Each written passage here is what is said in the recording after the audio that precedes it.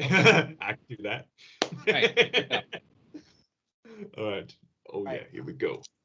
Top 5 best movies of 2023. Oh yeah, baby.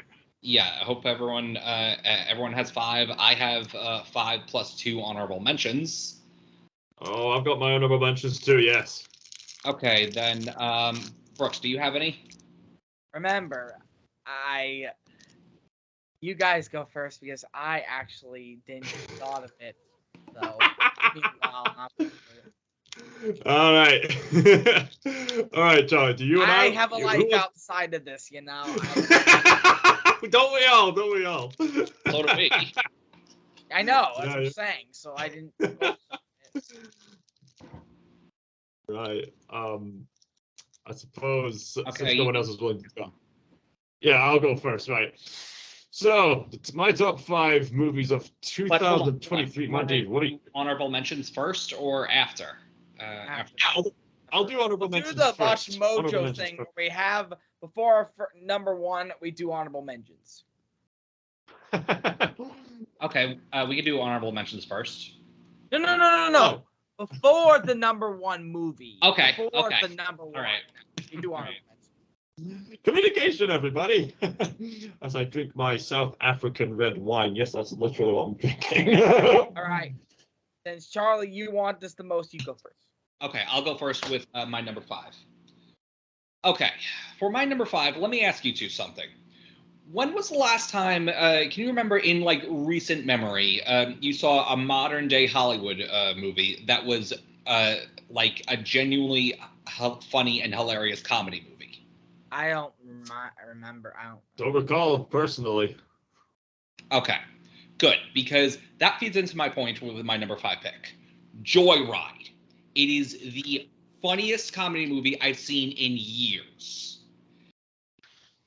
The characters here are just an absolute blast to watch as they go through the plot line. It's pretty much of an adventure journey film as this girl Audrey, she goes to China to look for her birth mother, and along the way chaos ensues with constant comedy that's raunchy and an absolute joy to watch, pun intended. It's just truly hilarious from start to finish. Just a small sample of the comedy dialogue in here. One of the characters, a girl who's saving herself for marriage, says, "No tongue until the wedding bells have rung." Right. Yeah. Okay. That's big. Yeah. So, right. If you haven't seen it, you got to check it out. It's laugh out loud funny. It's probably best enjoyed on the first viewing. On rewatch, it's not as funny, but still enjoyable to watch. I love it, and a strong female empowerment and a good representation for the Asian community. They really needed that after the all the hate they got during the pandemic. So, well, at least Everything Everywhere All at Once kind of provided some good content. Oh yeah, that too. So as well as Parasite beforehand. Oh yeah, plus Parasite too. So yeah, they probably that probably laid the groundwork for this. But remember, Parasite was before the pandemic. Oh yeah, still. Mm-hmm. All right, I think I'll go next. Yeah, even if characters were all male, it would still be hilarious. Are you done, Charlie? I'm done. Yeah. All right, my number 5 is Napoleon. All right. Yeah, at first I was a bit more biased towards it since I'll get into it, but as I got thought about it, yeah, it does. It feels a little stale. It has flaws, especially inaccuracies. Like, no offense to African Americans, but there are not that many African Americans serving the French army, like at all. Not serving Napoleon to my mind. No offense to you, but I don't think you should be offended because remember, Napoleon was a guy who did not care for his own men. So I think you shouldn't be offended when I say that there was no African Americans or African people serving them at all. So, but I will say that Napoleon, like what you said about Joyride, is. We can edit it. We can edit it. We'll edit Okay, but here's the thing. I was talking while there was the noise going on. All right. It's fine. There's noise. Right, finish off. Fine. Okay. Off. Napoleon, like I said about Joyride.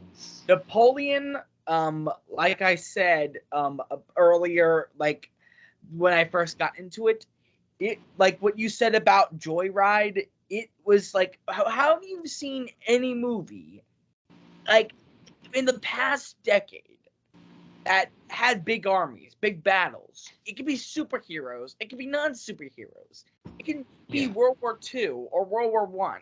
It doesn't matter. But when have you ever seen a war movie where when people die, they don't wear like, oh no, we were pawns, we were mindless slaves, we are not your pawns to be sacrificed. And also, and that had adored Napoleon, wanted to go fight for him, wanted to die for him, die in battle, die in horrific state, because they thought it was fun. They thought that manly fraternity, that of brotherhood with Napoleon and his men, and that the fact that when you saw Napoleon, who he fought against, it wasn't for moral reasons. It was just simple, for conquer, for power. It was that. Want to die in a war is stupid. No. But this was the time. I mean, that was the era. That's what I'm saying. Yeah. Why, when you've seen a movie like that, you haven't seen a movie like that before. Yeah, I guess your point. Napoleon, who was an elite, was fighting against another elite, and then sending men to their death who respect and honor those people and willing to fight for them. When have you ever seen that in World War One or Two, or in superhero movies like armies?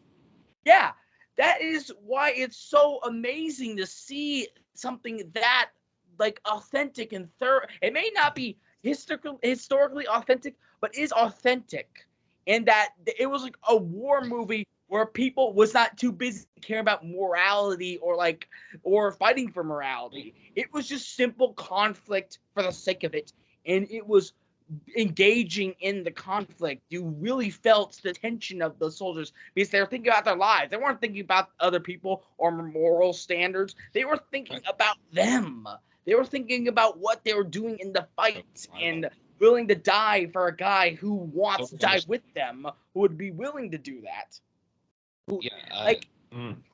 Yeah, I mean, even like in World War II movies, it was always about the morals, because in World War One, because a lot of people didn't care. It was a bunch of groups of elites, not one elite it was groups of it in those wars. So like not one specific elite, but Napoleon back those days, it was one leader, and he was not ordering you to go to war, die for him. He was ordering with you on the battlefield, right then and there, to fight with you and die, fight to the death. And so there was like one scene where Napoleon was coming out of exile, and the men were like about to they're telling him to go back, and they're about to fire on him, but eventually he did win them over, and they all loved and cheered for him with such respect and fraternity, because they all, like he said, you all fought with me. We all were on the battlefield together. I was with you guys. I was leading you to your possible deaths. And then it automatically not won them by simple like bribery of shit, but simply by connection, that love, and I felt it genuinely there. So, and that's why they all welcome back in open arms, and that's why it's my fifth movie of the year, despite its flaws.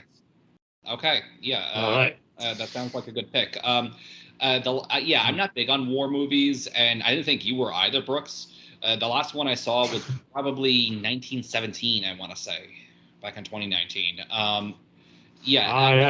Also, about that movie, I heard mixed things about it. Like there was too much with the romance thing. Yeah, there was a bit with that, but I could easily skip that over. And I think that I heard from Jeremy Johns that's going to be a 4-hour cut, so that's probably going to be more dedicated to the war.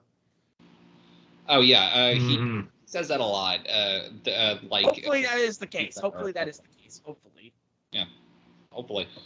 It was directed by Ridley Scott, the same guy who made Alien. Yeah. And Blade Runner. Yeah. I found I haven't seen all of his films, but from what I hear, his movies are hit or miss. Yeah. Yeah, I remember Honest Trailers once called him one of the best actors working today, and also one of the worst. I can see that, and Yeah. that's kind of where like Napoleon can have those drawbacks. But honestly, the effort is enough for me. All right, that's my number 5. Also, one more thing about the army, like massive army. You're right about that. Like looking back, I don't think Avengers Endgame had that big of an army by like comparison to the Lord of the Rings. No, actually, they had millions. But no. I think that you mean they didn't have that much army that wasn't CGI'd. Yeah, like I think the closest was Game of Thrones that comes to Napoleon, but that was still TV, Okay. TV, not movie, not theater style. Okay, all right. Callum, you're number 5. Okay, my number 5 is Gran Turismo. I'll make mine fairly quick and to the point.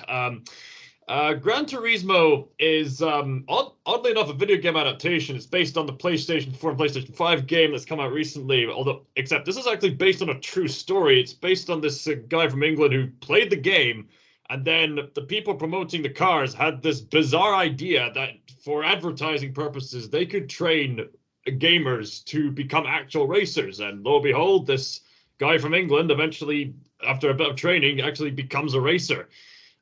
So it does kind of, I put it at number 5 because it does kind of go through the norms, and there is a romance character in there that could have been more developed or had a more emotional impact on the story. And yeah, it is kind of an on the beat kind of sports film, but it's one that was done quite well. I mean, there was quite a lot of inspirational stuff, such as the phrase, "It's not about avoiding a crash, it's what do you do after the crash?" Like, oof, it really gets you right here. And there's some great moments, and I love how they actually got the real guy himself to be the stunt double in the car. Yeah, I honestly, I genuinely think this film probably should have won the best video game adaptation of the year. I mean, the Last of Us adaptation has certainly earned its praise and reputation, but personally, I quite like the Gran Turismo film. That's the best adaptation of this year. Also, what a way to get into Kenny G. The saxophone guy. That's my pick for number 5. Moving on to number 4. You want to go, Charlie? For number 4. Yes. Okay, to me. Man, the numbers 3 and 4, I went back and forth a lot with which order to put them in. But finally, I settled on something. The latest entry in my favorite horror series, Saw X. Oh, all Yeah. right. Oddly enough, you know what? Never mind. Forget spoiler. Maybe edit that out. So Saw X is my number 4 pick because it's just pure Saw fan service. I guess from start to finish, mostly at the end with the twist ending.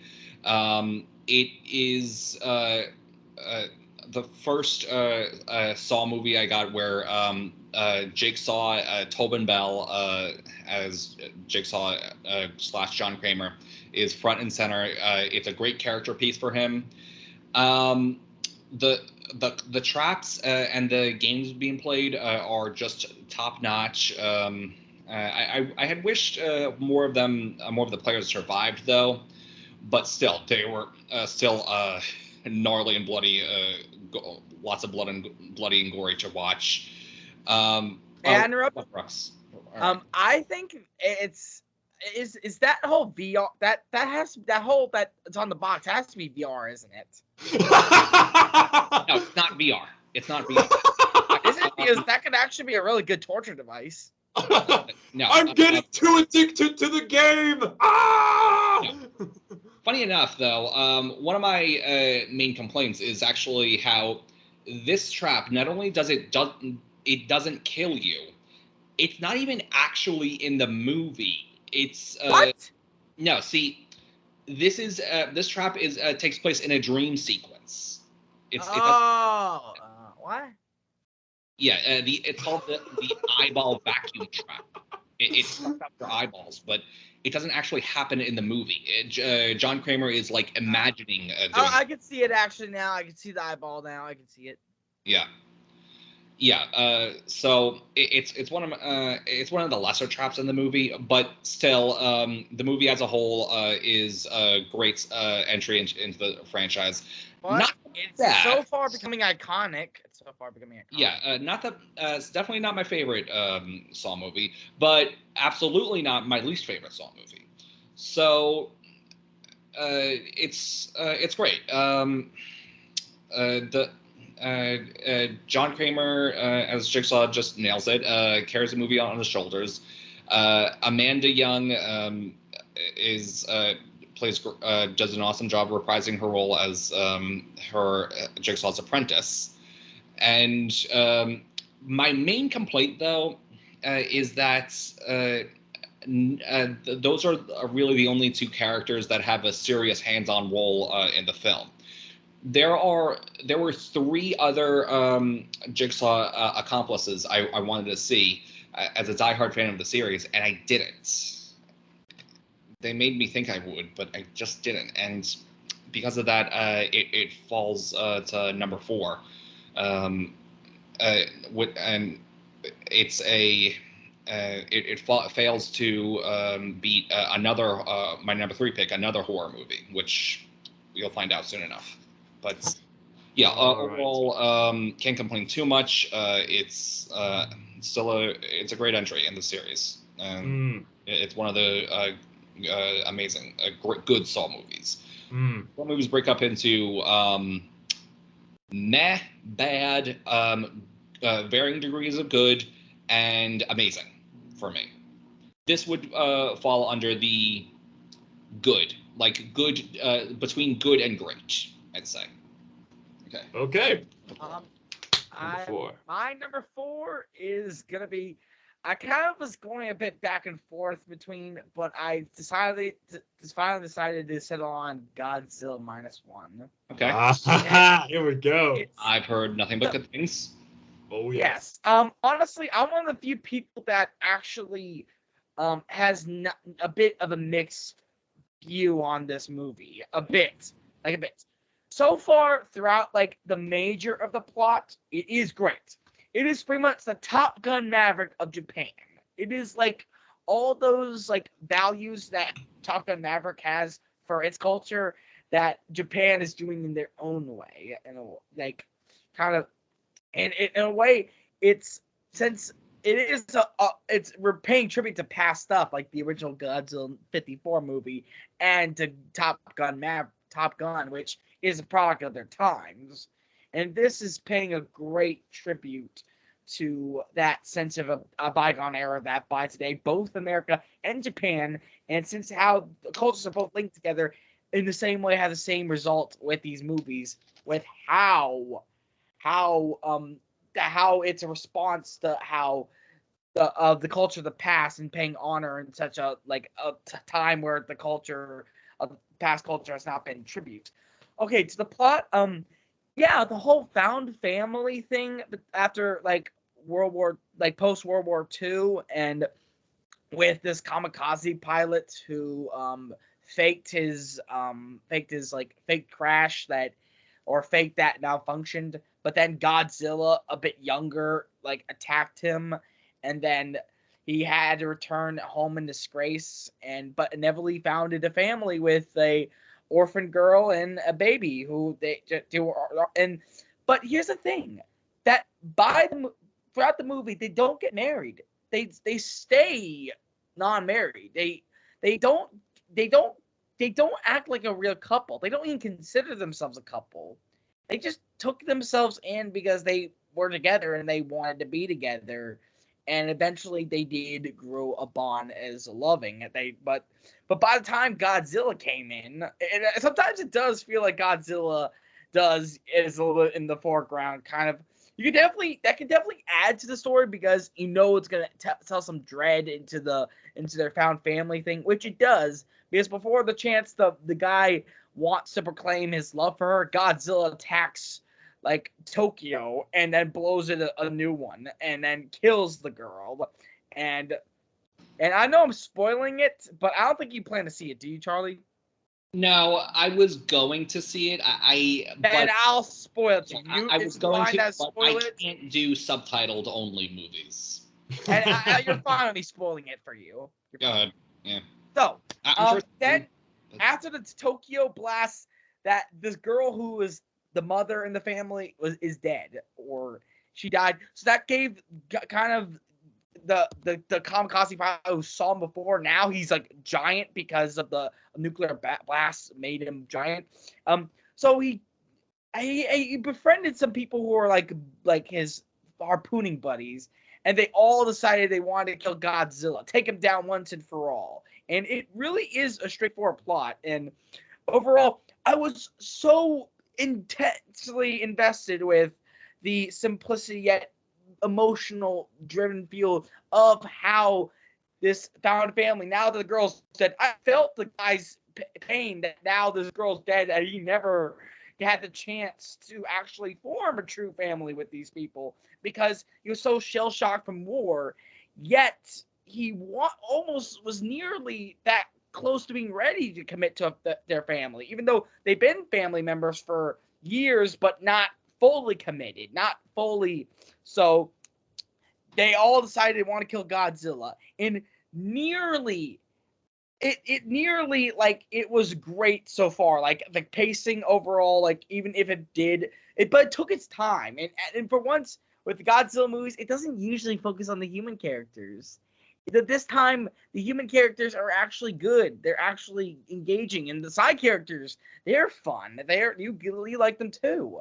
And overall, you want them to defeat Godzilla. You want them to get revenge back from Tokyo. Yeah, Godzilla is a monster, so of course. Yeah. So, and there's also this kamikaze guy who, for the kamikaze guy, there was this other guy who blamed him for the death for not doing your duty because you're too scared to fight. He had the chance to kill Godzilla when he was younger, but he was so afraid of being back in the pilot, he didn't gun him down. So there was that guy, and then by the end of the story, the kamikaze guy was willing to become a kamikaze again and actually kill Godzilla with the nuke the bomb in the plane, and actually give up his life. So the guy who was hated him for years, who punched him when he approached him on him, actually was glad and saw that and forgave him and redeemed him. He loved that he did this. So you think he's going to die and then he go kamikaze, but the guy put an ejection seat into the pilot seat to show that he loved the guy, that he wanted him to live. He actually forgave him. And then after they killed Godzilla, the kamikaze pilot lived. He lived to see his daughter and wanted her. But here's why I don't put it higher on the list. This part, which nearly ruins the movie for me. It's out of the blue. The kamikaze pilot, as he after Godzilla's dead and he reunites with his girl, he gets a letter, and the girl who he was supposed to be wife with is alive from that nuclear blast, from the Godzilla blast. She lived, and there was like bandages, but it gets even kind of worse because once you see her live, she has this on her neck, like an infection. So that implies mutation. Callum told me that it doesn't, but there was something on the neck, and then after that, then the Godzilla regenerated. So now we have a sequel. I think it's good enough as a standalone. I think she should have died. Honestly, if you just cut that out, then this movie would be amazing for me. But that 5 minutes, last 5 minutes, nearly ruined it for me. But since the rest of the movie kind of makes it up, I can't hate it. I can't stay mad at it. Minutes, so. I know, that's what I'm saying, but it pisses me off. It just it's near perfection until the 5 minutes, because it turns out, because it was a revelation that the girl was alive and there's going to be a sequel. There's going to be a sequel, and she could possibly in the sequel be infected mutant in that sequel. You see how dumb that is? I guess. So that kind of ruins it for me. That's why I don't see it as great as everyone else. Yet I do love it as everyone else, but a bit mixed. That last 5 minutes. But here's the thing: all you have to do is just simply cut out the 5 minutes, and you can still love the movie. And it can still end. You can still love it. Right. All right. Speaking of cutting things out, there was actually one more thing I forgot to say about Claw X. If I could just circle. Yeah, go ahead. Make it quick.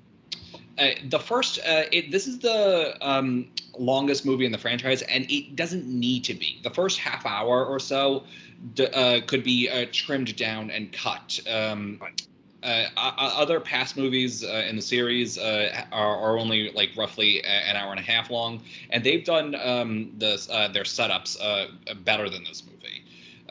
It's kind of the first half hour kind of drags on, especially since I know from the trailers what's going to happen, but still it makes I guess it does make for a good character piece. Can I get back to my thing? Just a second. It delves more into the character for John, so that's good. But still, it could have been just a tad shorter. It could have like maybe 10-15 minutes of it.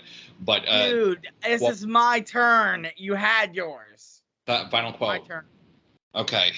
I want to deliver my final favorite quote of the movie. That's fine. Parker Sears, Cecilia Peterson, you have played your last con game, but not your last game. Actually sounds a bit like him. Get back to who's at turn. Let's get back to who's turn. Back to you, Brooks. Sorry for. All right. Could you hear me fine though? Yes, we could. Okay, it's okay. So it's with Godzilla. It really pisses me off that I can't love this movie as everyone else like unanimously. It's like Top Gun Maverick love, and it is killing Disney and ripping in a new one. It is like shredding its ass to pieces and blowing it, having radiation blast all over it, like having that gamma blast all over it. And that's what I love about that, and especially with the budget of the movie that is below $13 million. Paid $100 million nearly $100 million worldwide, as we're talking, and $30 million domestically for Japan. $30 million.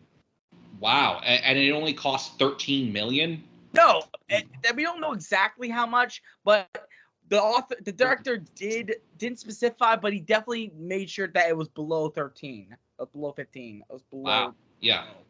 I gotta say, yeah, that's impressive for a Godzilla movie. Yeah, I mean, I would imagine it's expensive, but still. Yeah, especially with the CGI. I also love, especially with all the other Godzilla movies, they usually do puppetry or the guy in rubber suits. But this time, it's more a mix of CGI and the rubber suits. Mm-hmm. Oh, yeah. And I love the mix of that. I have massive respect for movies that use practical effects over CGI. Oh, absolutely. Yeah. And I will say this. And it's way more serious than the Godzilla X Kong, which is gonna be the buddy flick, the whole Dominic Toretto, and the whole Fast and Furious movie next year. It is so ridiculous that I could definitely see them in Fast and Furious, full Dominic Toretto and Paul Walker's character. I could see them in the same light because how ridiculous that is, as Godzilla and Kong running together. A bloody flick. It really is like bloody flick. It's for friends who do stuff together. It's for you and me. No, good to see that a Godzilla movie taken seriously. It's good, Oh, yeah. especially this is the anniversary also of Godzilla. The near it was in 54, so it's nearly the anniversary of, like, I would say it's the 80th anniversary. So it's good. Yeah. This whole movie is made in favor of that, to pay homage. And that's why Godzilla, in a way, it's funny enough that something on this list kind of correlates with Godzilla, but I'm going to get to that. But how they pay respect to Godzilla at the end by when they defeat him, they don't cheer and hate with him. They more they more pay respect and as like they did in the 54 movie, because it was especially that when he died. I do love that sense of honor, that sense of the classical, like, Japanese in a way that, like, Top Gun Maverick does. Yeah, How maybe could you help? maybe they felt just like a little bit of sympathy or empathy for Godzilla because Just like a little, like, more Yeah. more regret. okay, yeah, because he was like the result of all the bombs dropping. Yes, Hmm. and which made him worse when he did. Right. Made him worse. And yeah. So Cal, can you chime in? Would you like to chime in? All right. I have not got that much time left to record, so I'll have to, again, make this quite quick. You could say it's quite an impossible feat. My number 4 pick is Mission Impossible Dead Reckoning Part 1. This was definitely the summer blockbuster, well, one of the summer blockbusters of the year, and Tom Cruise, fresh off his Top Gun Maverick success, gives us Mission Impossible Dead Reckoning, which is one of his most thrilling adventures as Ethan Hunt yet. It was quite compelling, and all the characters were great. We got Agent Carter as a brilliant sidekick. And, of course, we can't forget about Tom Cruise's stunts. And also, there was that trope of, like, choose one girl and she dies. That was a way of, and that was so cliched. I was a bit laughed at it, but I just went along with it. All right, let's make this quick. There was another cliche that a friend of mine didn't like, just as, like, the villain crying out Ethan's name when he finds out he's been tricked. And I suppose people could point out a few other flaws here and there, but on the whole, I really enjoyed every bit of it. It was really thrilling and really exciting. I'm looking forward to part 2 next summer, I presume. All right, moving on to number 3 now.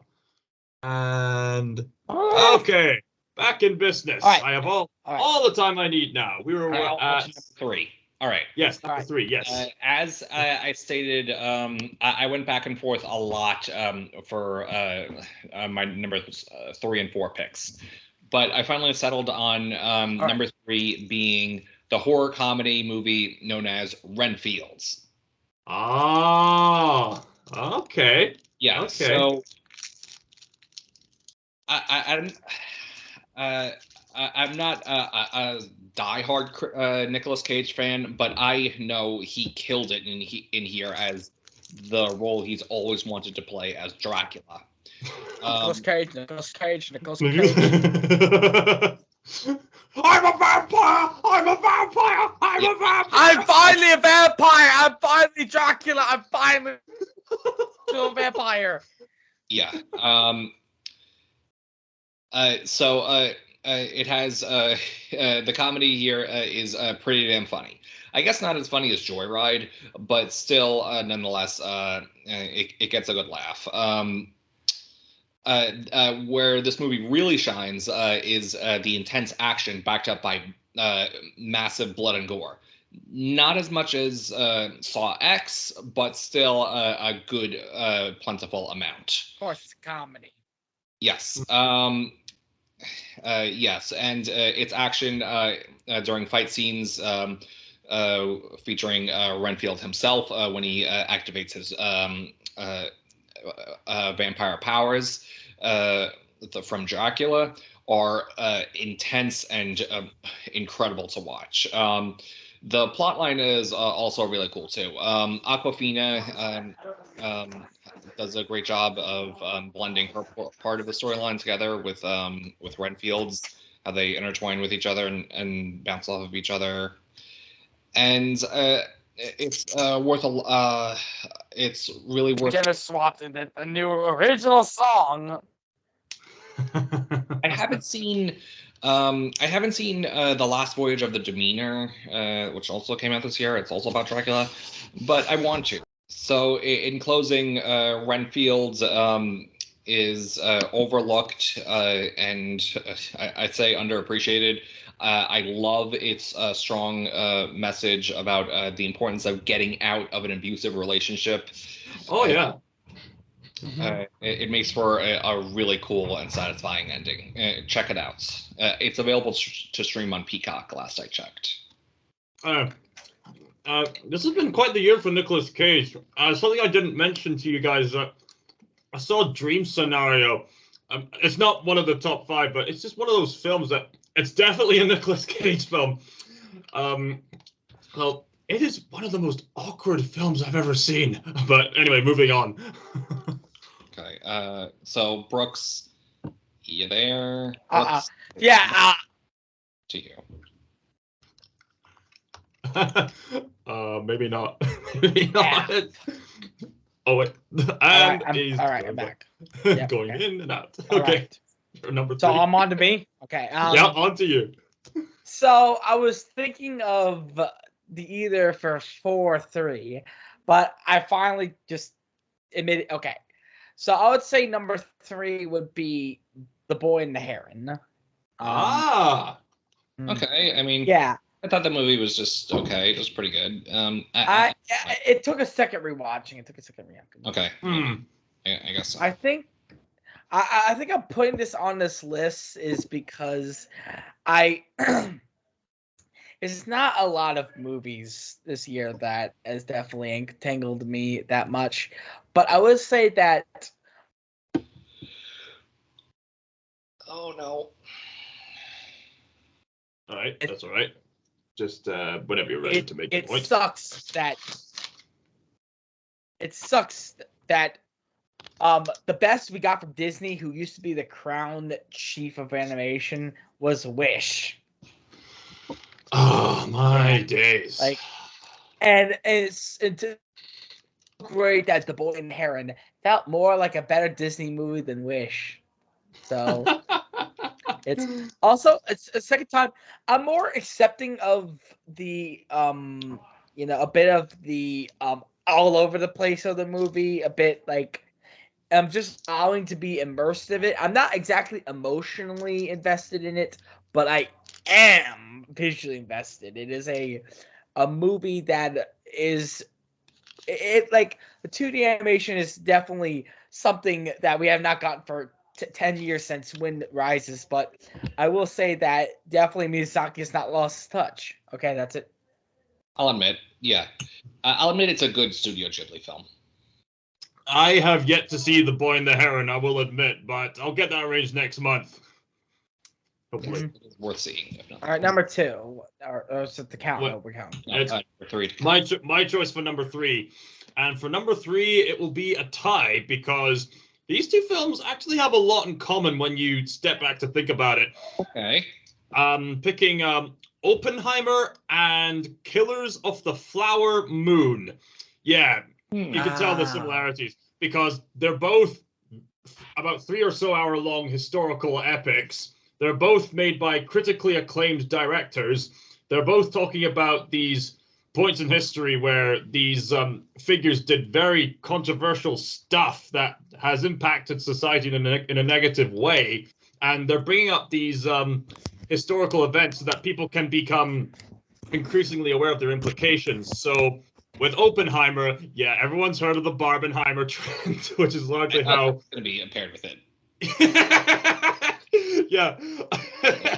There's been a lot of hilarious parodies of the Barbenheimer trend with like Oppenheimer Barbie dolls. Like you showed us, so it's hilarious. So Oppenheimer is directed by Christopher Nolan, one of my all-time favorite directors. I don't know. I mean, obviously, from our reactions, you can tell we're more into his thriller-type films like The Dark Knight, Memento, and other things like that. But still, he's yeah. It's clear that Nolan is he's quite fond of a history when he gets the chance to go into it, like what he did with Dunkirk. And he still brings his signature noir style and his tendency to tell narratives in a sort of non-linear format. And that's definitely a play in Oppenheimer right here. You can tell that a lot of Nolan's tropes have gone in here as he interprets the American Prometheus, as the source material of this film was called, because this is actually based on a book documenting Oppenheimer's life. What I find fascinating about the film is that you won't notice this at first unless you hear the interview, is that there's a reason why certain bits of the film, particularly the flash forward bits, are filmed in black and white, and other bits are filmed in color, or some scenes would be filmed in black and white, only to be later made in color. It's because Nolan said the black and white scenes are meant to depict what literally happened beat for beat, what is historically accurate. The colored scenes are what could have happened. So that's actually quite a clever use of creative work. Yeah. I thought that Schaefer said that it was more about objectivity of and sub. I guess that still applies. I mean, black and white is objective, and then colored is still subjective. So I mean, that still applies. I think that's why there's this one striking scene where Oppenheimer goes up to his friend Albert Einstein, and this other guy played by Robert Downey Jr. gives a brilliant performance to show that he's got acting range that goes beyond just Tony Stark. I mean, that man can act. Mm-hmm. Yes, he does. Oh, yeah. And there's this really great speech that he has by the end of the film where he's recalling when Nolan saw Einstein, and then Einstein walks away with a frown on his face. And Robert Downey Jr. has this big epic rant about how Oppenheimer would do it all again, just the same if he had the chance to. And he would never, for the life of him, understand what Nolan was telling Einstein. And in many respects, neither will the audience, because the last scene, which is the exact same scene he's talking about, is in color. So this isn't exactly what they were talking about. This is what could have happened. But for creative liberty, it's quite a profound way to end the film, actually. In some ways, it's kind of anticlimactic, but that's kind of the point. It's the whole point of the film. It's a cautionary tale about the danger of ambition gone wrong, kind of like another Miyazaki film, The Wind Rises, which is set in the same historical time period. At the end, Oppenheimer tells Einstein, "Do you remember when I gave you those documents and we predicted that we would set up a chain reaction?" May I be Albert Einstein? May you be? Yeah, yeah. One of us could be Einstein. He said, "Remember when I gave you those documents?" I should have got my fedora for this. Remember when I gave you those documents that was said to put up a chain reaction to end the entire world? Yes, I recall that. Yes.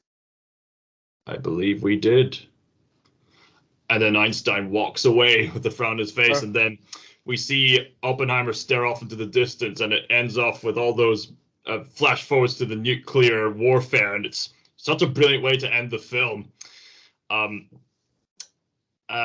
Yeah, my main complaint with the film is that, yeah, it goes on a bit long, and when I met up with a friend of mine, with both of us had a laugh about when you actually take a look back at it, the sex scene is actually kind of ridiculous. Like, who talks that monotonously whilst having sex with each other? You gotta trim it down to 2 hours and 20 minutes. Yeah. It did the director's cut. I would say that I enjoyed. I wasn't crazy about Oppenheimer. I liked Barbie more, quite frankly.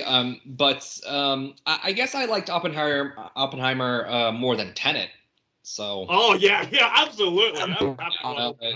Just broke my brain. I think it's the whole Barbie culture.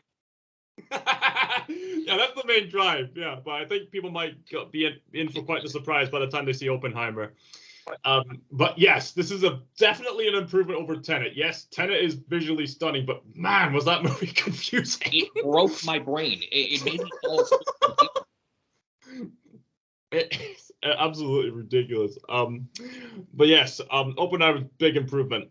Now, as for Killers of the Flower Moon, this is a film made by Martin Scorsese, You know him from Goodfellas, Taxi Driver, Hugo. He's made all kinds of great films, and Martin Scorsese's still making an impact on the film industry. His latest film is Killers of the Flower Moon, which talked about a time period when Native Americans managed to find financial success after digging out oil geysers. And so they became equals among the localizers, and they all lived in harmony and peace. And our main characters, played by Leonardo DiCaprio and Robert De Niro, seem quite happy with the ordeal. And Leonardo DiCaprio's character even gets married off to one of the Osage people, the Osage daughter. Except there's a series of murders happening. As it turns out, the main characters are heavily involved because they want to maintain their power when it comes to this oil industry. So this isn't so much a story of like native versus settler, which is the usual thing you'd expect. This is a story about men trying to outdo everybody they can and duping everyone, even the ones they love, in order to maintain power. And it's also pointing out how the American government at that time didn't immediately act on these series of murders, which would have caused a lot of frustrations. And the film goes into all the drama that goes with it. The fact that the Osage wife, as much as Leonardo does love her, she's struggling with diabetes, and medicines for that was up and coming at the time, but was still quite rare. And like Oppenheimer, yeah, it does stretch on a wee bit too long, especially in the third of the film. I thought, okay, now's a good time to end. And end.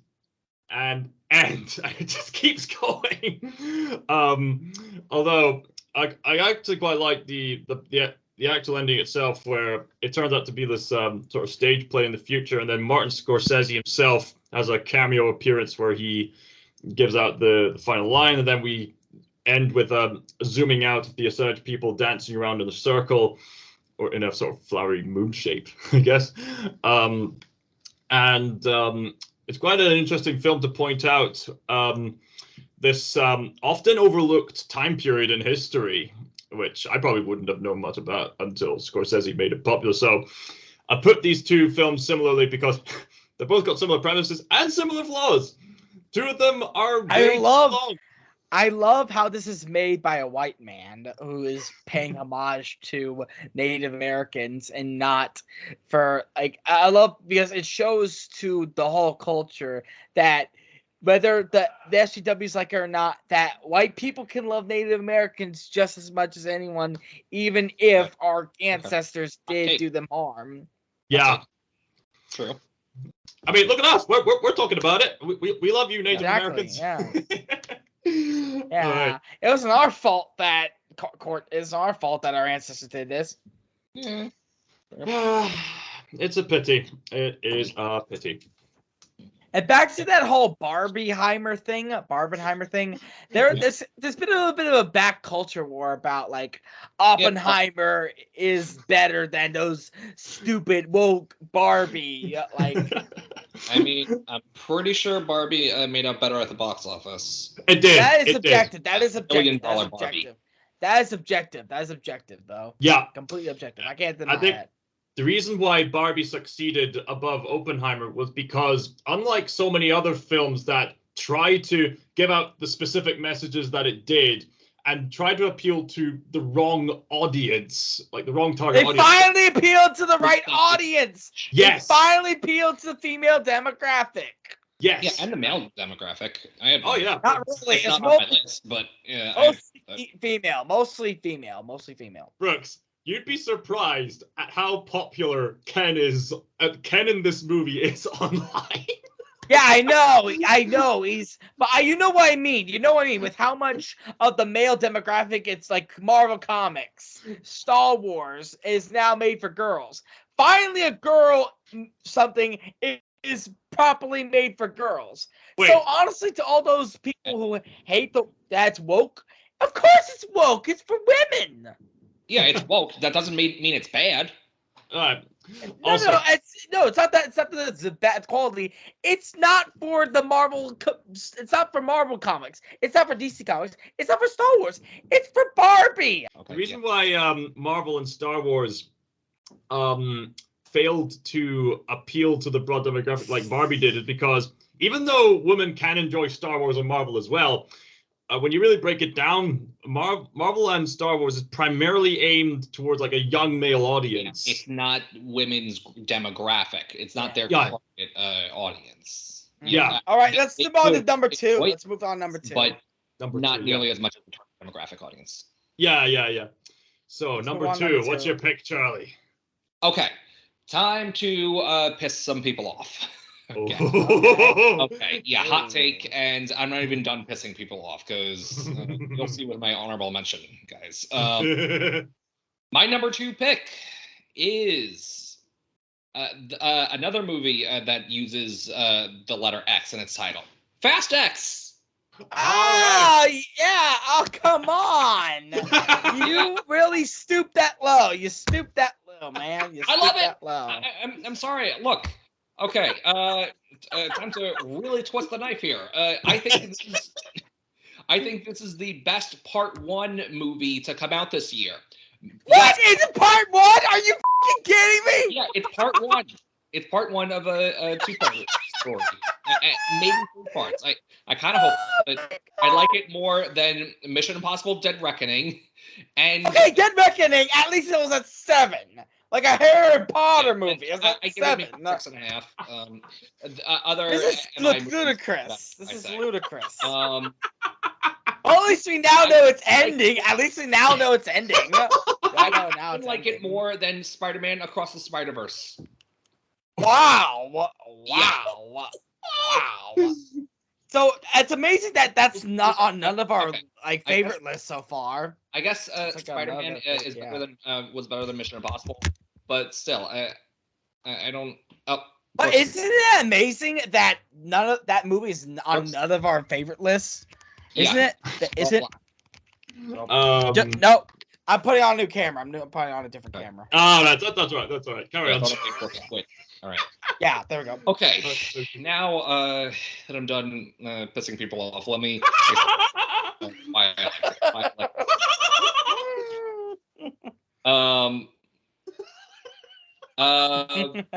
Okay, so why this is my second favorite movie of the year? It's just phenomenal in every. Even Critical Drinker liked it. In in nearly every single faction. The action is top notch. Even if I do have to suspend my disbelief quite a bit. No, the whole damn time. I will admit there was only just one scene that made me say, okay, no, that's not happening. There's just just one. One scene. One scene. Okay. I didn't even see that because I know it should have ended when Paul Walker died. No. The one scene is the flaming bomb ball rolling throughout the city. Like that's where I draw the line and say no. You have poor quality taste, my friend. Poor. I can't wait to see your number 1. Okay. Let me explain. With that minus the flaming bomb ball throughout Italy, not blowing up. Okay, minus that, the rest of the action is quasi-believable because if I have to suspend my disbelief for superhero movies and countless other action movies, why can't I do it here? So, but still, at your number 2, that's it. Number 2, you think number 5, you can make number 4, you can't make number 3, you had to make it 2. It's not number 1. What? It's number 1? Number 1. No, it's not number 1.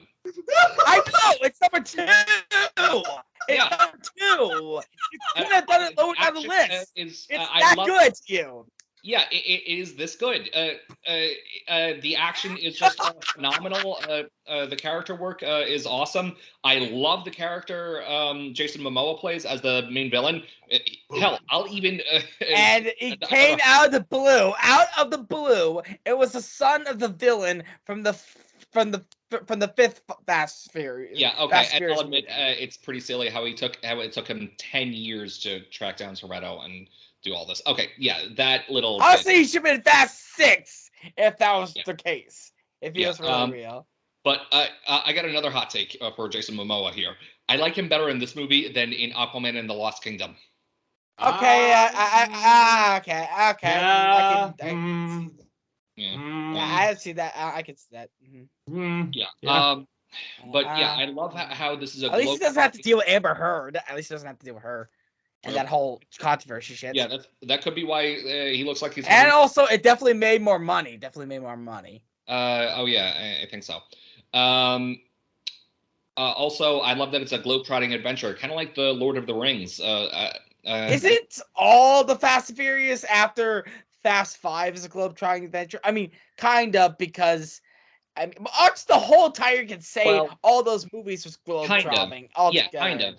But this one, I love how the characters split up and separate. Oh. Yeah, that's seriously. They brought back so many characters that it makes Dragon Ball Z blush. Yeah. I guess so. Kamehameha! Hell, JJBL, Jonas Bizarre Adventure did not go far with it, with how much cop-outs that this series pulled out. I'll admit how it brought back Han from back in F9. How they Letty! I can't wait for Giselle to come back. Letty made sense. I don't know how they're going to justify bringing back Giselle, Gal Gadot's character. Wait, they are really? Are they seriously? Yeah. Seriously? At the very end, she shows up in a submarine. What? Giselle from... She jumped out of a plane! Are you the fourth movie. It's a bad soap opera now! Oh my... I was right! I don't know how they're justifying that. I'll admit that part's getting silly, but I love that. That's why the globe-trotting adventure, all the characters splitting up. That's how it reminds me of Lord of the Rings and how it's. I've discovered. That's a pretty bad comparison. Genre. I mean, there's some similarities, I guess. But yeah, I love it. The stakes have actually, I think, never been higher than in this series than for this movie. I mean, Dominic's son gets involved in the action. Yeah. Oh, gosh. Yeah, his son is only like 8 years old. Wait, what? Dom's son. But yeah, it's great. I love it. It is a shame Justin Lin had to drop out. He couldn't see eye to eye with Vin Diesel, who... Ooh, Vin Diesel. The recent story about him. Uh-oh. It's been a long day. With my friend. And I'll tell you all about it when I see you again. He even sung that.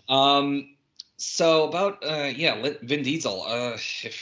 If the allegations are credible, oof, shame on him. I gotta say. It's also about he was in Guardians of the Galaxy Volume 3. Yeah, well, that series is over, but I know exactly. But more so with this series, I don't know what's gonna happen. Honestly, who knows? How could they possibly go up at this point? How could they go up? I wonder. Just I'm almost actually tempted to go see it because I'm.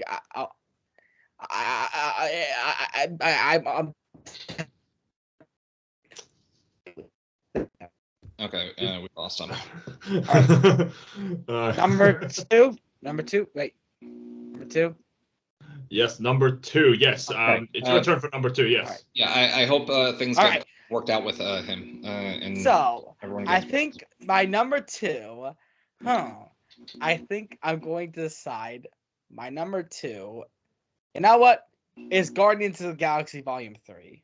Oh, hot take. Honestly, it's because for me, this is the last, since out of all the Phase 5 movies that came out this year, this one felt like a true Marvel movie of the of pre-Endgame.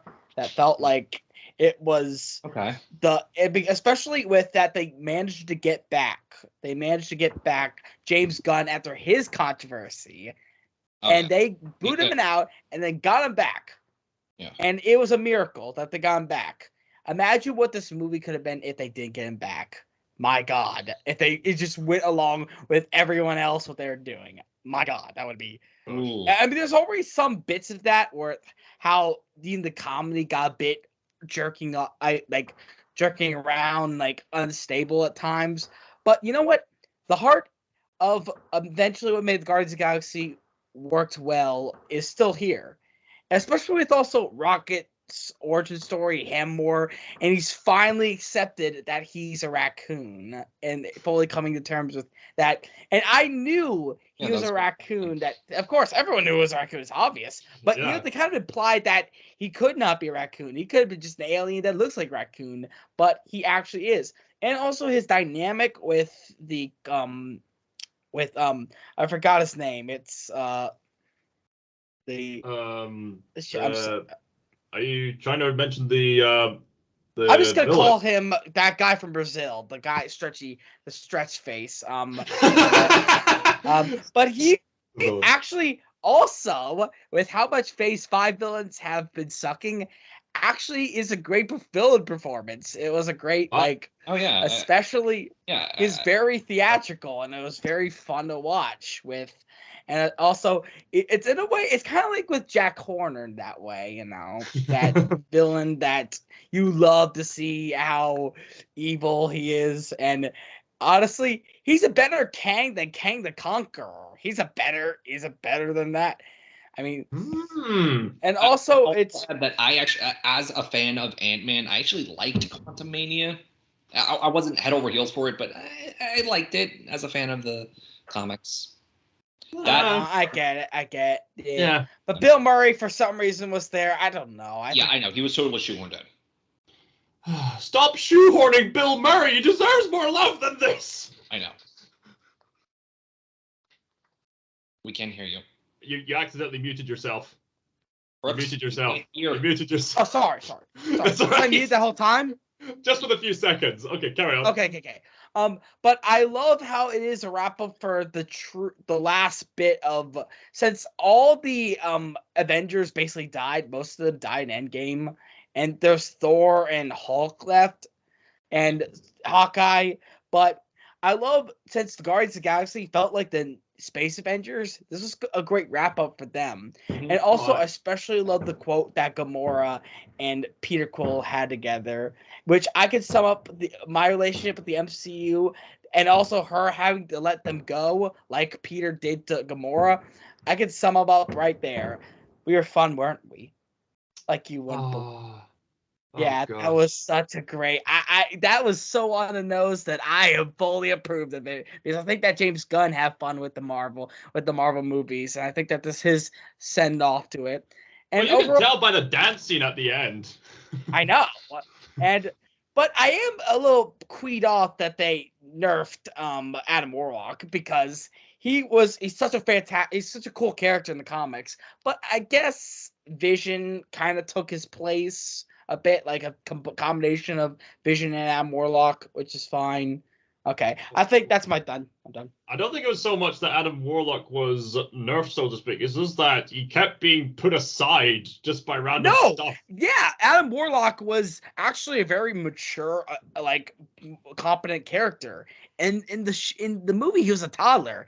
And I'm sorry if I forgot the character, but you know, he's still great. But I just forgot the name. Glad to see the guy from Narnia is getting some good credit, I guess. All right, on to number one. Number two. I've yet to. Wait. Number Yeah, two. Sorry.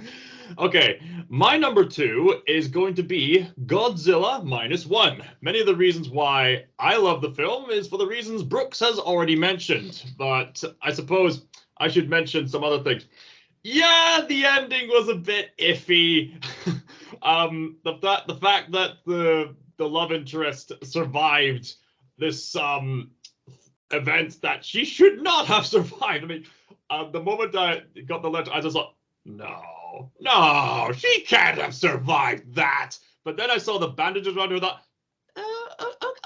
okay, she didn't go out unscathed. Okay, I can get it. I understand some people might think maybe he should have died, but honestly, I'm actually glad that the main character survived because I think it properly wraps up his character arc. Because his character arc is that he failed in his military duty, and there was so much dishonor in his life because Japan's a very honor-centered country that he started to feel so hopeless and felt largely responsible for unleashing Godzilla, even though I doubt shooting him would actually help the problem at the given situation. Maybe weakened him, I don't know.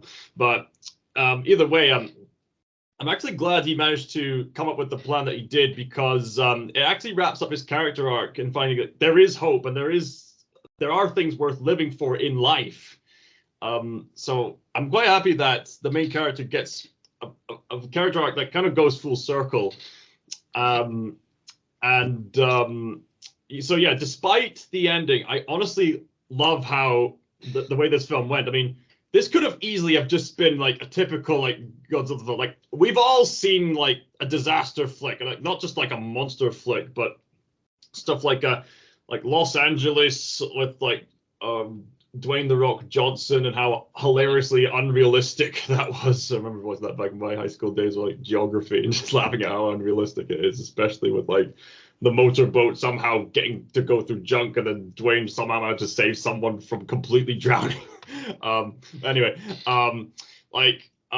usually in these kind of films, it centers on like characters given like dialogue for like this and that, and then you see the spectacle of like the big monster, and usually don't care about the other characters. It's just all for the spectacle. But in this film, they actually make you care about the well-being of the characters.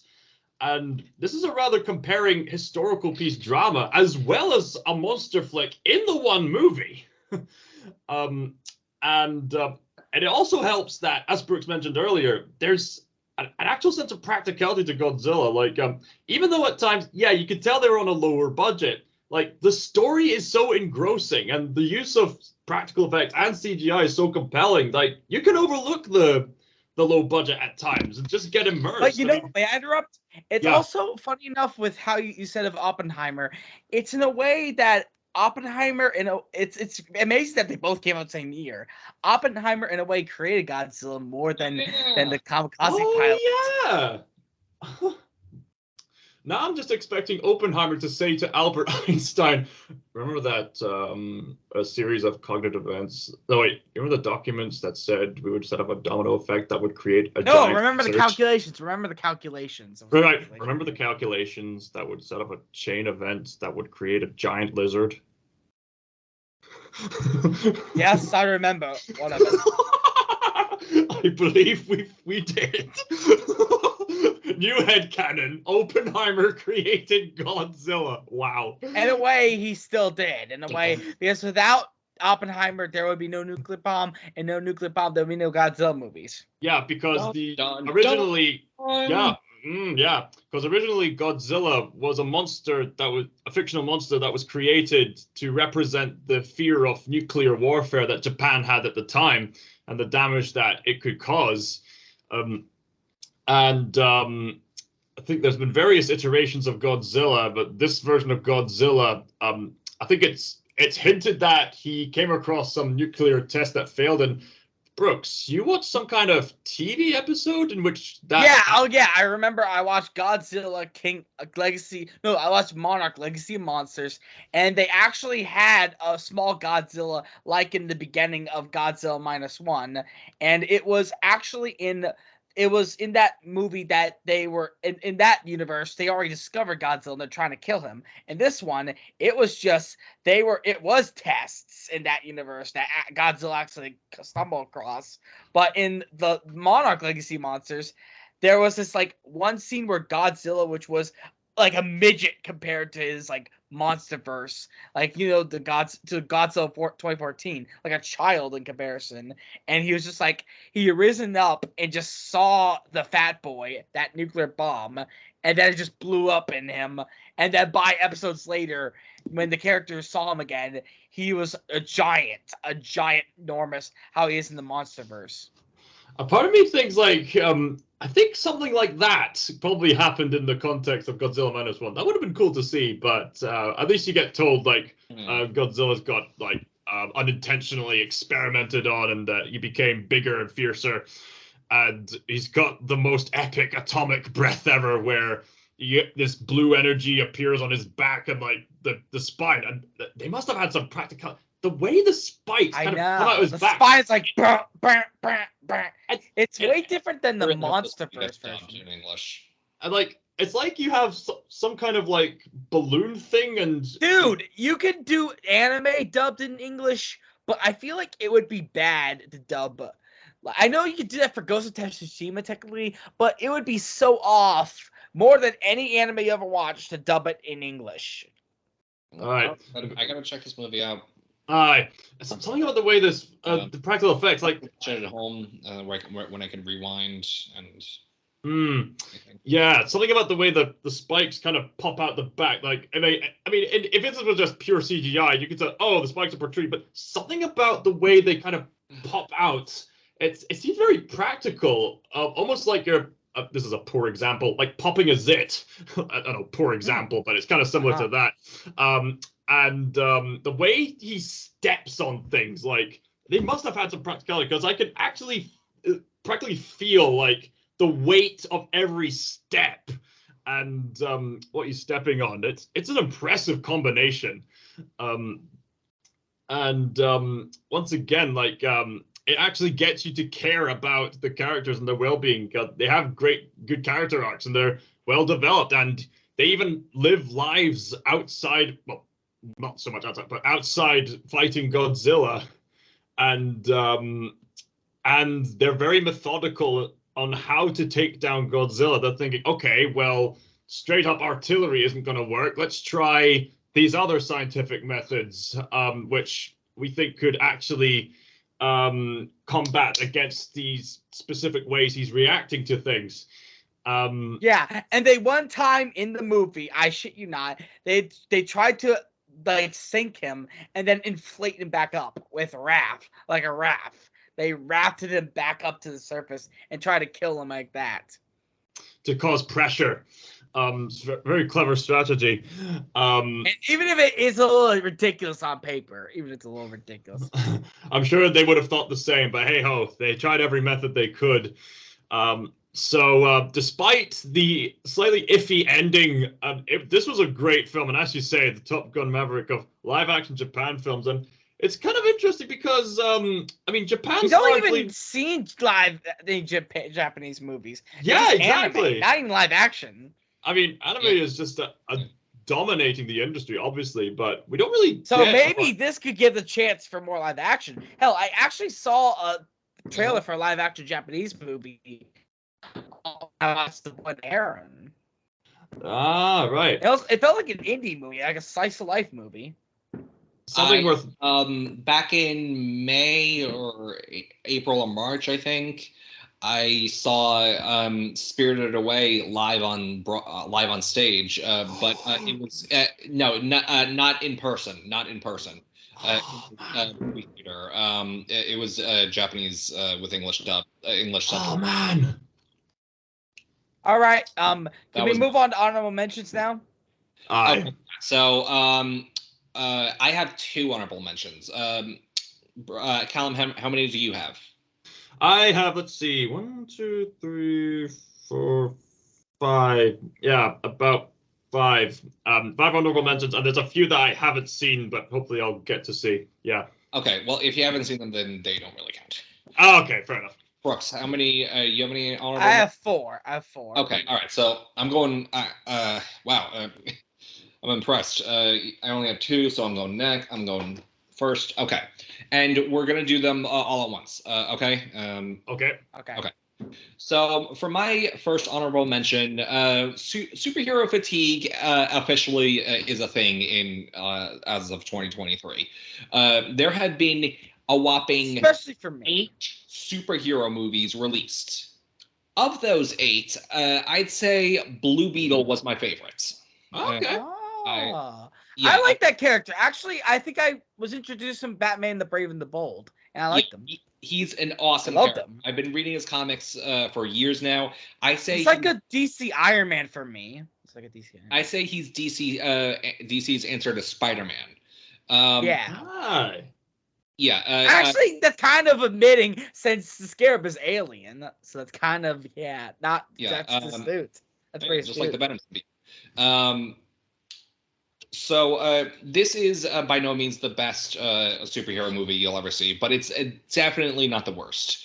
Admittedly, it is by the numbers. It's a superhero movie, but it's a good one. I mean, we've seen some pretty bad ones this year, but it's okay. Like I said, superhero fatigue.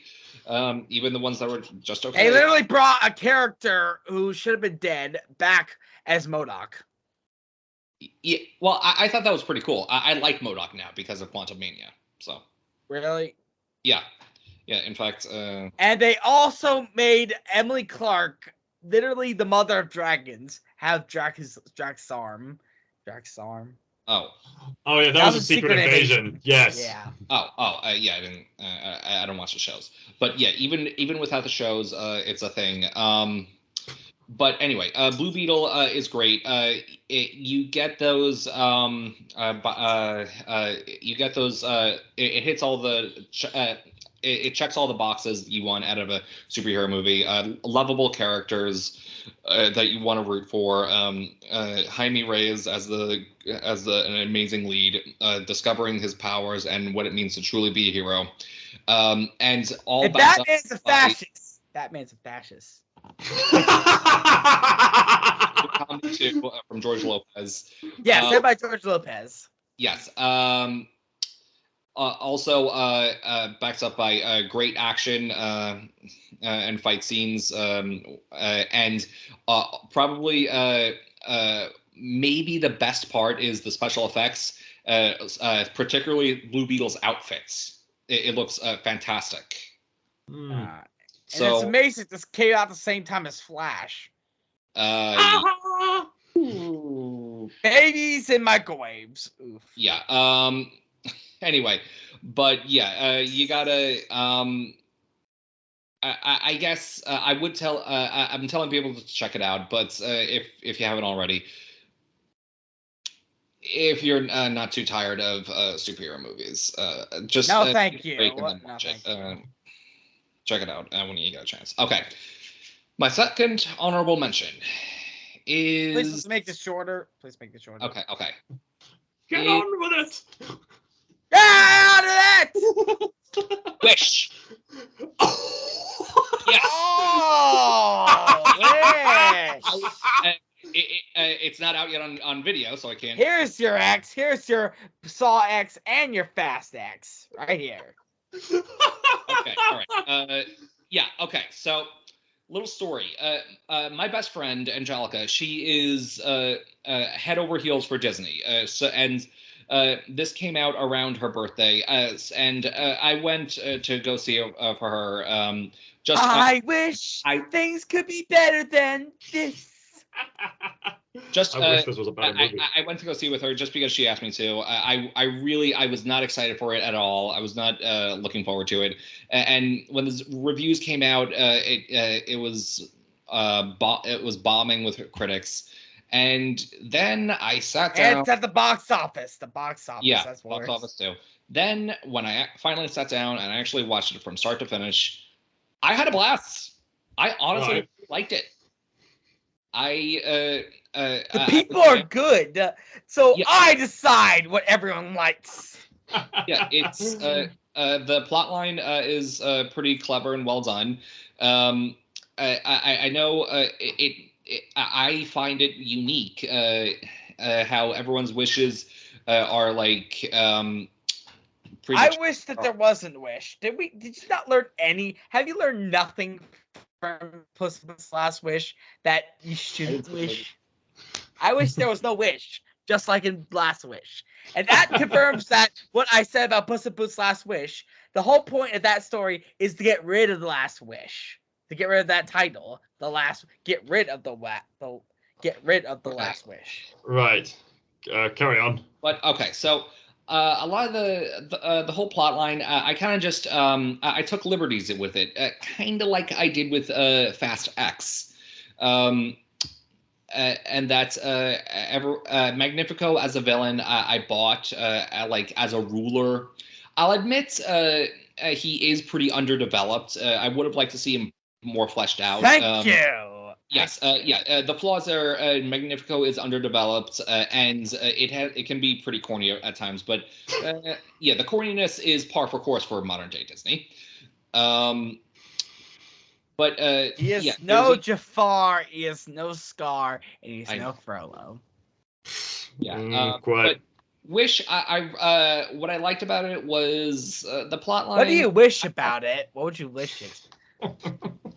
My wish was that it was a little longer and had time to more develop Magnifico as a villain.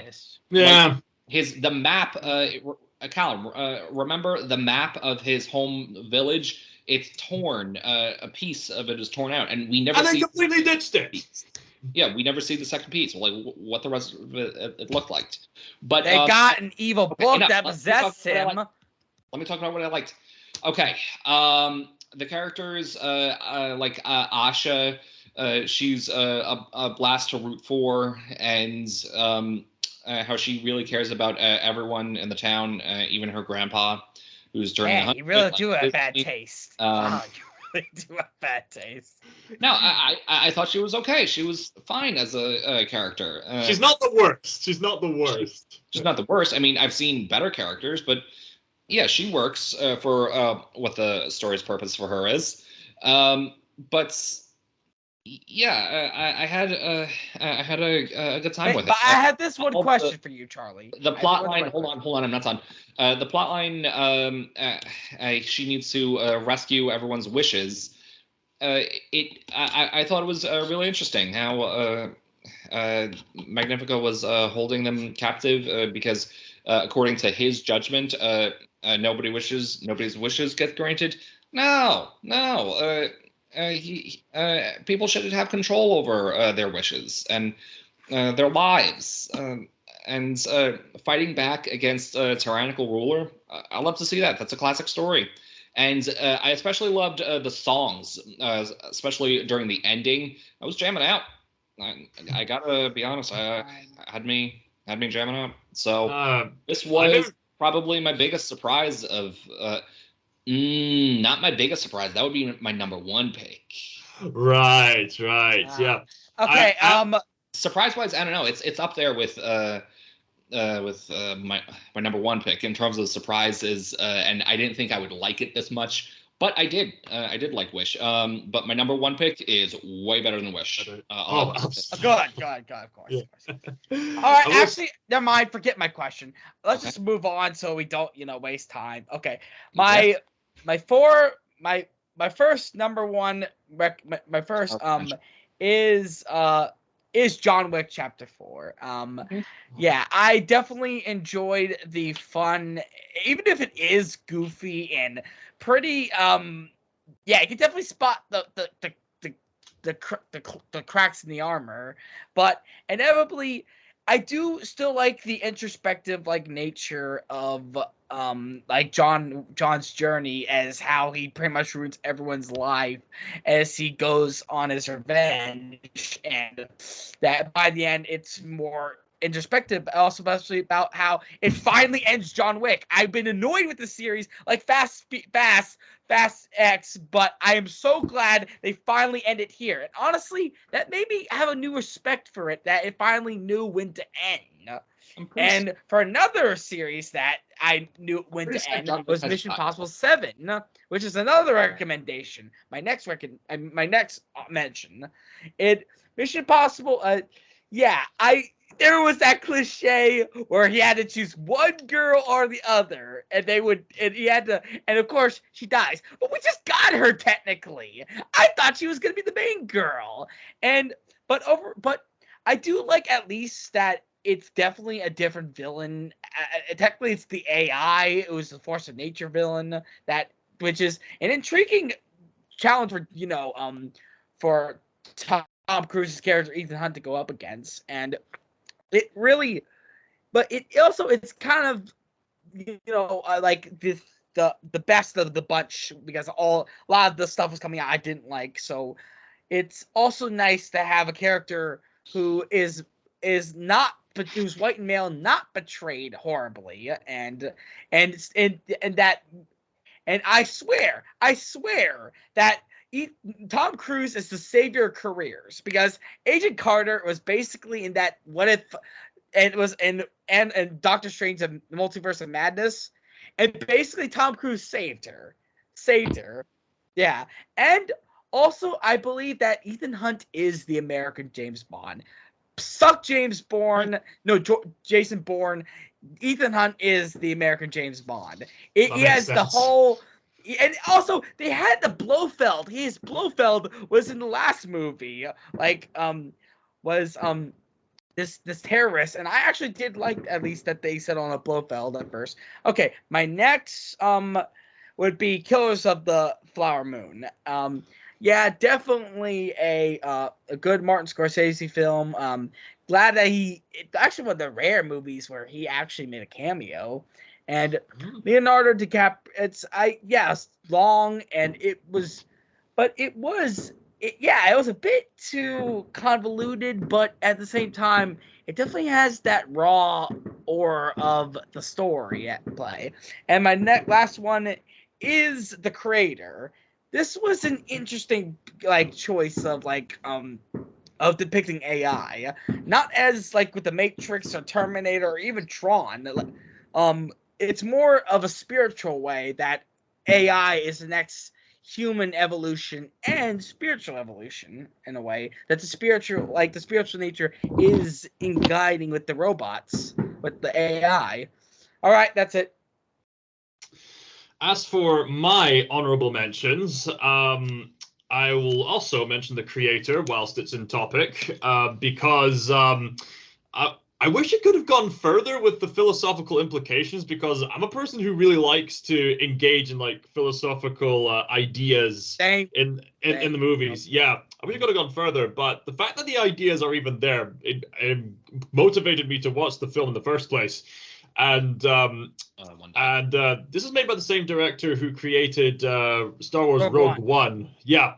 And somehow, with a lesser budget than your typical Hollywood movie, he makes some stunning visual effects, absolutely stunning.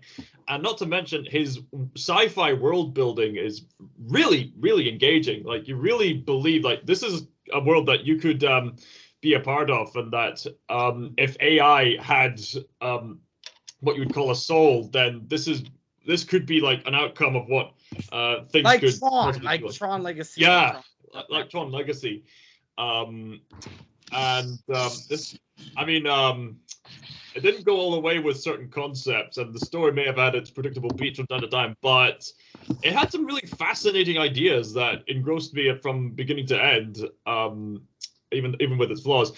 Next, honorable mention, the Super Mario Brothers movie. I had so much fun with this movie. That movie was probably what I had there, a cupcake milkshake.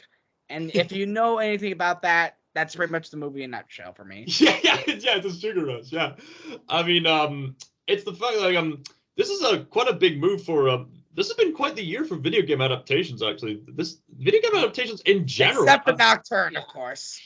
We don't talk about Nocturne. No. Okay. Yeah. No. I was gonna see Gran Turismo. I was thinking about it, but I'm not really a fan of the games. And I think the once video they got game mixed, craze they is the kinda- next big thing beyond superheroes. It's the next big thing. I hope so. Our movie shows. We So- don't talk We'll see about next year. We'll see next year. Turn. They need to We be. don't talk about Nocturne. Anyway, that was a joke that me and Brooks had. Anyway, the Super Mario Brothers movie. It is a love letter to the main franchise that Nintendo has given us for all these years, and Just a piece. It had its head in order to make it good. Yeah, exactly. Yeah, something about the way that Japan's collaborating with the West lately. It makes for some fine quality entertainment, and you get Except with Cyberpunk. and the Mario Brothers movie managed to redeem its reputation from the other Super Mario Brothers movie. Yeah. Monkey Papa, monkey Yes, Papa, by monkey. bounds. Absolutely. It's kind of ironic that, and funny in a way, that both those films actually have a lot in common, with two plumbers from Brooklyn go to another world, fight Bowser, and then end up getting teleported back. I get it. Basically took that whole plot and made it actually faithful. It took the whole Yeah, plot yeah. and made it to be faithful. I mean, the only faithful thing I could say about the other Mario Bros. Movie, maybe it was an adaptation of like the very early Mario Brothers movie where they're going against the turtles in the sewer, but that's about it. But this, there is so many little details that so many people who grew up with different generations of the game will be able to pick up on, whether it be bits in the background like the teleportation flute at one point, or like certain Kong And characters. even the fire flower. Oh yeah, the way they implement the power-ups, and it's somewhat official that they kind of have to consume them in a way in order for the powers to work, and the way that every single aspect, like, it actually feels like a Mario game. And what about the whole like side plot with the Mario Luigi's family? by the way, that was really fascinating, especially with Charles Martinet, who I actually met, being Mario and Luigi's dad. Almost like he's passing on the torch to Chris Pratt. People were a bit iffy on the casting of Chris Pratt as Mario, but they actually have a very clever reason as to why he has the casual voice. They actually play this advert where they put on these signature voices, and then they're watching the advert, and then you hear them say, "Haha, great, we put on quite the show." Was the Italian accent a bit too much? So that actually made a bit of sense. I can understand why they would do that. It might have gotten a bit obnoxious for a lot of people, so I can understand why they did that. Although the best casting in this film Bowser. by far, Jack Black as Bowser. Bitches.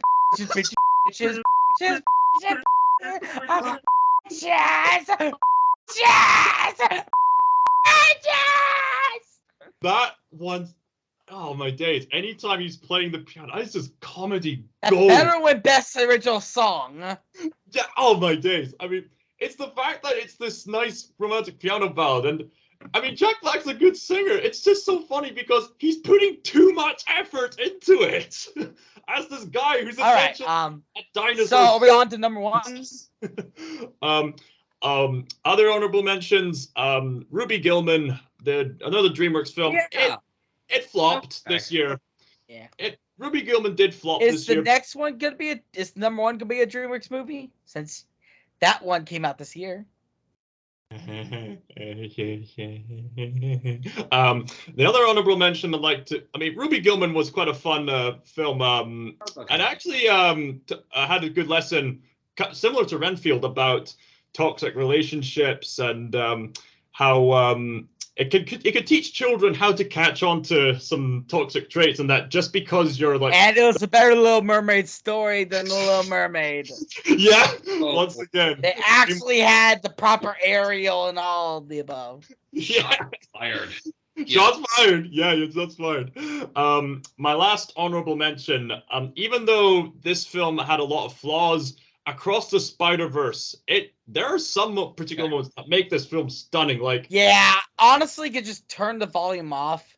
oh It's yeah, amazing, all of it. Even like some of the questionable things about it, you still cannot be. It's like Boy and the Heron. I may not be totally head over heels for them, but I do respect them.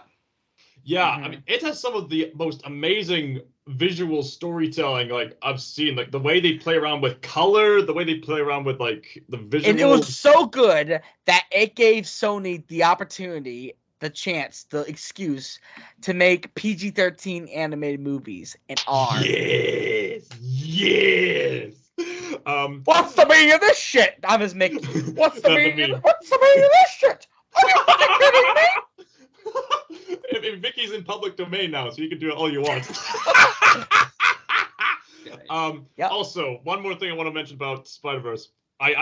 Something I don't think I've made clear in the past, I actually really like the Indian Pravita Parker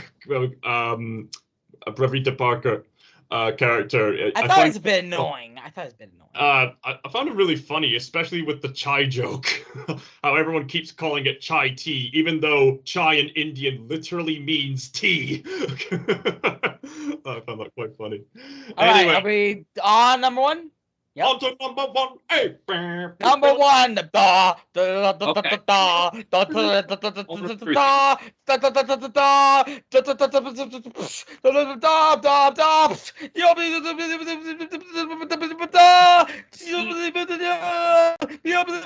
Okay, we get it. Okay, so you guys know me to be a big fan and even supporter of physical media. So it goes without saying that I'm not. Christopher Nolan feels the same way. I'm too. Yeah. Okay. Good.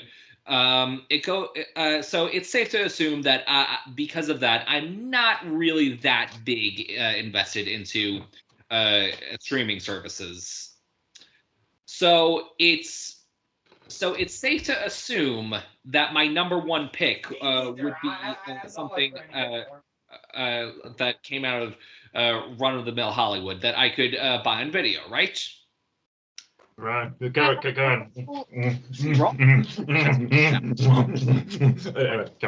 You're wrong. No. Yes. You'd be wrong. My number one pick is a Netflix original movie because in 2023, Netflix has just been on fire for me. In addition to, not only did they have my top spot, they also adapted 3 of my favorite shows. One Piece, Yu Yu Hakusho, my two of my oldest and most favorite anime, and Scott Pilgrim, which I still need to watch. And now with my number one pick, it is Nimona. Nimona. Wait, hang on. Wait, you got a physical copy of Nimona? No, that was not yet. I digital. Oh, right. Sorry. I ordered it off of eBay. It's a bootleg copy, but and it's not here yet. It's shipping from China, so fingers crossed that it works right. I got a return policy on it. That movie annoys me. That movie annoys me. Well, too bad. I love it to death. Okay, so let me explain why it's my favorite film of the year. I thought it would get beaten, but nope. It's because of its strong message of fighting back against an oppressive ruler like Wish. But it actually has more than that. It has amazing animation and way better protagonists than Asha. Okay, I can say that. I can give that. Yeah.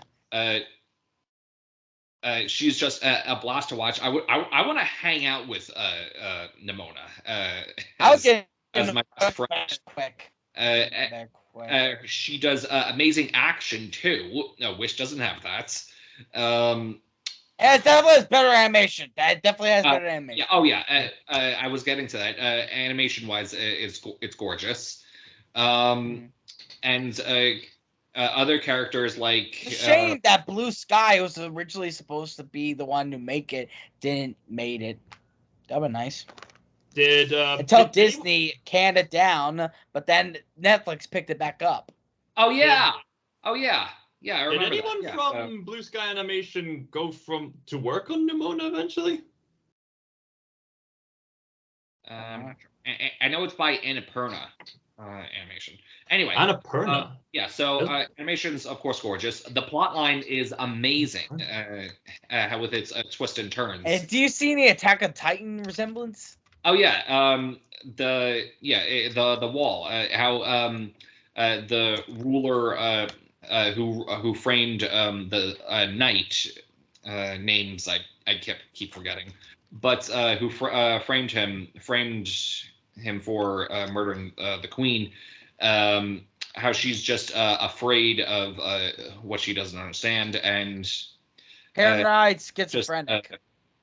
How you can't just put people in a broad circle, and of course the world it takes place in a medieval futuristic cyberpunk. It reminds me of Arcane. What? It reminds me of Arcane. What? Yeah. It reminds me of Arcane. That would be more steampunk. This is medieval. Like, this is just nuts. Medieval punk. Call it medieval punk. Yeah. So put it all together. A character that is just an absolute blast to watch. And the knight is actually played by the same guy who was as the pilot in Rogue One. Oh, really? Okay. Oh. Yep. So go back to Gareth Edwards from the creator, which I find the creator movie actually has a very similar plot to Nimona. Does it? Yeah. If you really think about it, it's a guy who was under the bad guys or is under oppressive force, and then having to determine whether he's on the right side, having to protect the very thing that is the most dangerous thing in the world. Protect the little girl. Ah, yeah. Who is seen as the most dangerous thing in the world. Right. Oh, yeah. Huh. Yeah. So yeah. In conclusion, amazing plot line, backed up by an amazing character. That's just I could watch all day long. With her cool attitude, and she does comedy too, and she's just. I love watching her. How she's with her discovering her troubled past, and how she rises up and finds a friend and fights back against the city's oppressive ruler. It's a classic tale told very expertly. I love it. Nimona for the win for me. Okay. I can't wait to get bootleg copy. Thanks for your honesty. At least the FBI will be coming in any moment now. Hey, no, I bought it from an authorized seller on eBay. Oh, okay. Cancel the alarm. Yeah, and plus, while we're on the subject of bootleg copies, I'd also like to bring this up. Got up other bootleg copies? Is he part of the bootleg trade or something? No, I got this off of eBay too. MODOK. Remember 2 years ago they made a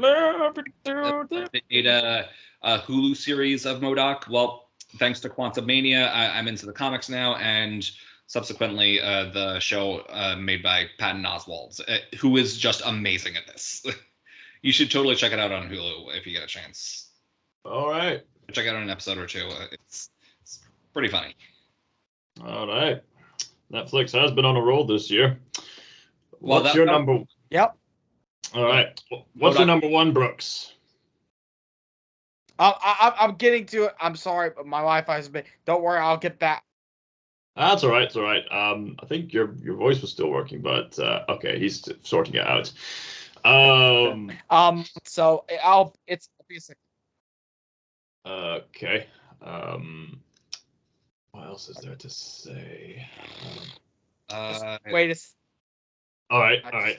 If Netflix keeps putting out films and films like Nimona and TV shows like One Piece and Scott Pilgrim and Yu Yu Hakusho, they'll be getting my attention a lot more often. Whilst waiting for Brooks, I might as well mention Blue-Eyed Samurai, which is getting a lot of positive attention lately. And Netflix has released the first full 1 hour episode onto YouTube, and my days, it's a stunning presentation for what I've seen so far, and really engaging narrative. It really leaves off in a place where you want to watch the rest, and it's really stunning. Oh.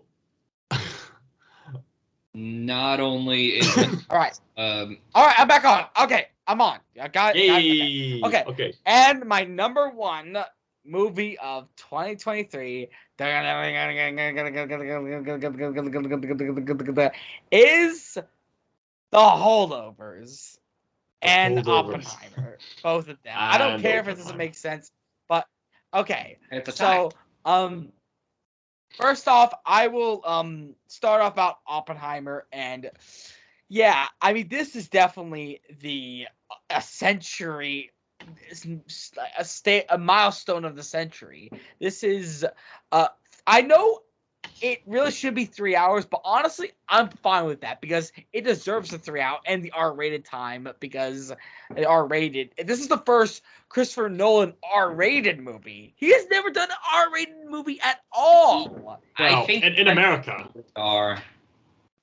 I mean, here in the UK, there's the equivalent of R would be a rated 15. I recently saw Memento. If I'm not mistaken, Memento was rated 15, as in 15 years and up, and R is the equivalent of that. So the casting was all pitch perfect. I mean, talk about Tom Cruise saving careers. Christopher Nolan saves careers. I mean, seriously. I think Cillian Murphy is the perfect casting as Oppenheimer. He looks incredibly like him. He plays the perfect sense of eccentric, neurotic, and yet cold and calculating as the character. And did you know that Roderick from Diary of a Wimpy Kid is in this movie? What? Yeah, there are so many obscure people and actors in this movie. From The Boys. There was Josh from Drinking Josh. Yeah. Josh. Gary Oldman was in it. Josh Peck. And he had the honor of basically something that would cause a chain reaction that would destroy the entire world. And I love this sense of grand philosophical, scientific stuff in this. I love how it tackles also the political side about how the communism, about how at first Oppenheimer was all about the communism, against the oppressive governments of fascism, against that is hurting the Jewish people. But as the movie went along, as the communists started to become less of allies, he's a bit perplexed. He does not know what to think, what's right and wrong. But at the same time, he's so engrossed by his own project that he doesn't even care. Every time he's during the project, anything that's questionable or considered immoral or horrible, he just shrugs it aside because he's so excited especially he didn't think the nuclear fission was even possible, but from the moment he saw the possibility of it, he knew exactly that he wanted a bomb. And he knew that at first, even he quoted that the guy who made Nobel himself, he invented dynamite. And he at first wanted to treat it like dynamite was originally treated, for blowing up stuff in order to make way for mining. That's what, but unfortunately, the wrong timing. That this is World War II, to end World War II, and to quote Neil Bohr, who is basically one of the great scientists next to Albert Einstein, this is not a new weapon. This is a new world. You're the man who gave them the power to destroy themselves, and the world's not prepared. I mean, also there's talks of Jung, Freud, all this philosophical, and also the science. even like the stuff that could be baffling to Charlie, not to me and Callum, like how they explain it in simple terms with the glass, how quantum mechanics, that it's all empty space, but there's such powerful forces of attraction that propel it into being real, that it is real, and that it's such force of attraction that you feel that it makes it real. It's so paradoxical that it's not Plato's vision of that this is not real, but there's a world that is real, but it's not physical. It's the flux of the invisible world creating the real world, creating what's right in front of you. It is, and the music, the score, it is like some of like Christopher Nolan's best. Oh yeah, it is loud. His the sorry. Sound, especially the practical effects. It's also especially the sense of dread that you feel when you have something you're going to be responsible for something that could destroy the entire world. And back to the casting, Robert Downey Jr. after his Dr. Doolittle, he needed something that would save him, something that would see him not just as Iron Man, as a cool guy, as a sophisticated man. I am a big hot-on Robert Downey Jr. fan, and that he is the villain, the antagonist of this movie, that I feel like I don't care. Actually, it's good that the rest of the hour is dedicated to him and his ego, his sense of self-importance, his ignorance, that sense that I don't care I don't care about what the scientists do. They don't respect me because I deserve it, because I am the ones who helped them get to where they were. And especially with the moral ambiguity of what Oppenheimer faced, it's no longer about fascism or communism. It's no longer about the oppressive governments. It's no longer about these oppressive leaders. It's the survival of the human race. It's the survival of everything you see around you that you hold dear, you love. The blue sky, remember all that Wish and Nimona talk? It's not about the oppressive leaders. It's about the physical, the natural world, everything you love, everything you experience. And it can all be snapped out of there by a nuclear blast. That's way more worse than any oppressive leaders ever been. Worse than Stalin, worse than Hitler. And Oppenheimer unleashed it upon the world. Something to note is just one quick thing about Oppenheimer, because I forgot to mention this when Callum mentioned it. That movie changed my perspective a little bit on World War II. I now see that dropping the bomb on Hiroshima was not totally necessary. Yeah, I was going to mention even that in the movie they were like that. They were like saying that since Germany surrendered, so that we could definitely stop doing what we're doing and just appreciate that we did and not go any further. But here's the thing: the unfortunate is not that necessary. It's no choice, because remember that the America, if they didn't go with the bomb, they would have to send all their forces, everyone, to kill all those Japanese people. And if they didn't go with the bomb, then pretty much the Japanese would have fought so hard that they would have had to kill all of them. A genocide, completely wiping the Japanese from the face of the earth and all forgotten. There would be Japanese culture today. So the nuclear bomb unfortunately kind of saved them in a cruel, twisted way. Oh gosh. And the war could have gone on for much, much longer if it weren't for the nuclear bomb. So it's a catch-22. Gosh. Were they on the brink of surrendering? No, they weren't on the brink of surrendering. They did want to surrender. They never surrendered.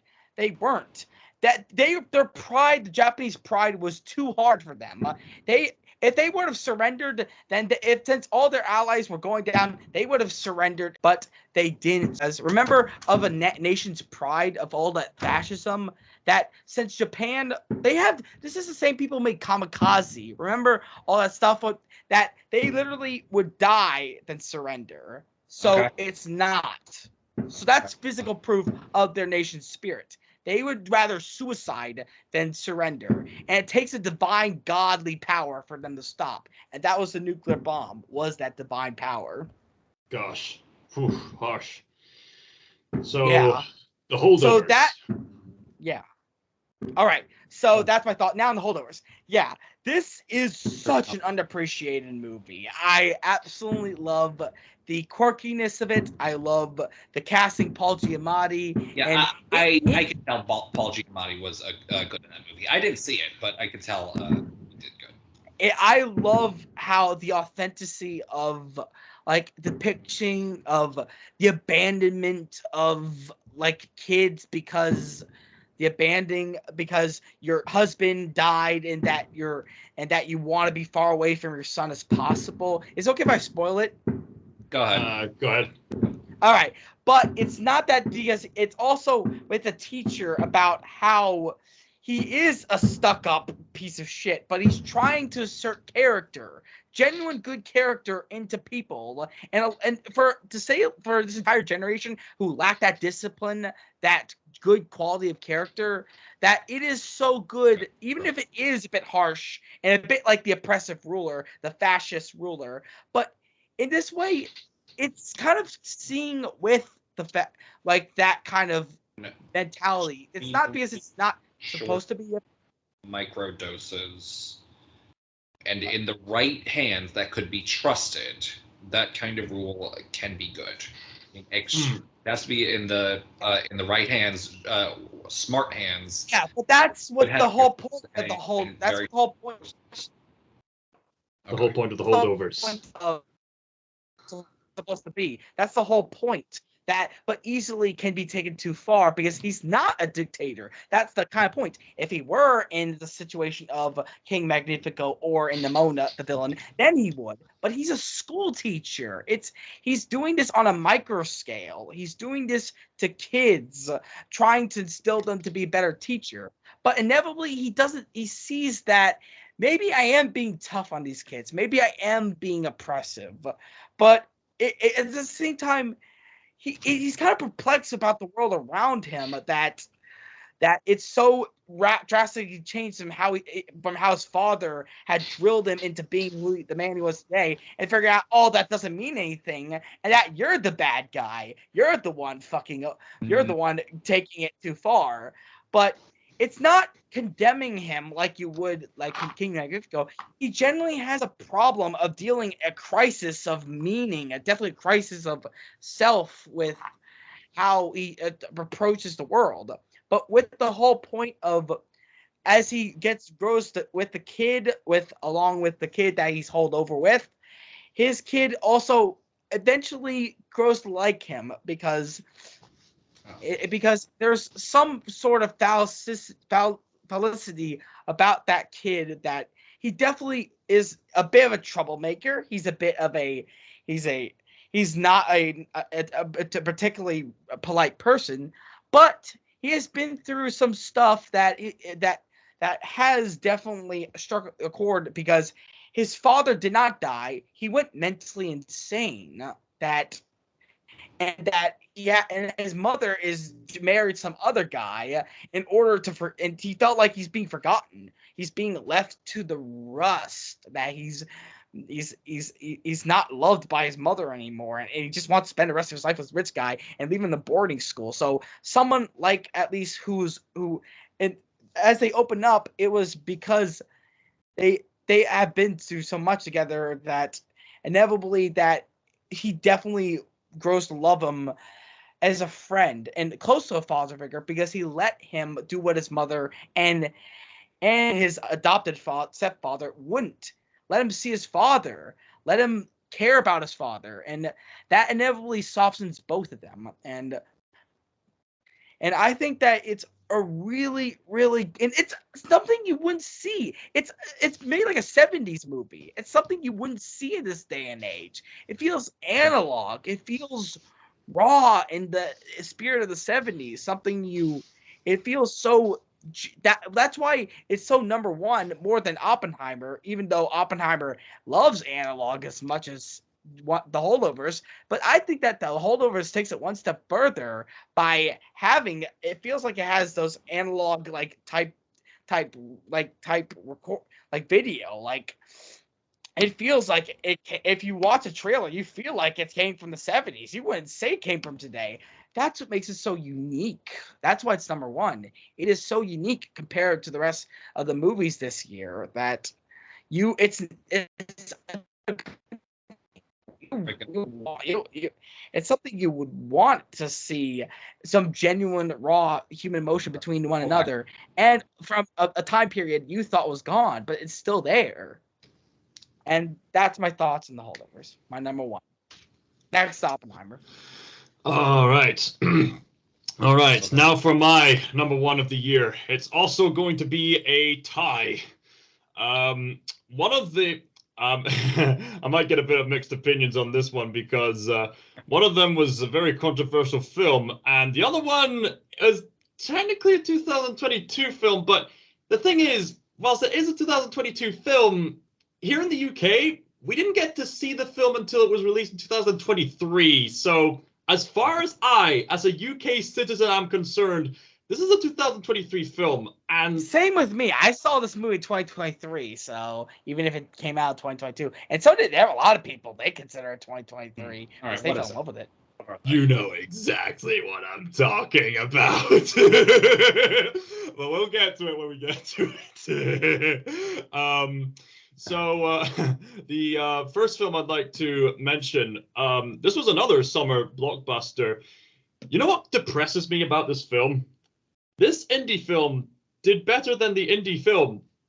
We should not be living in a reality where an independent film does better than the Indiana Jones film.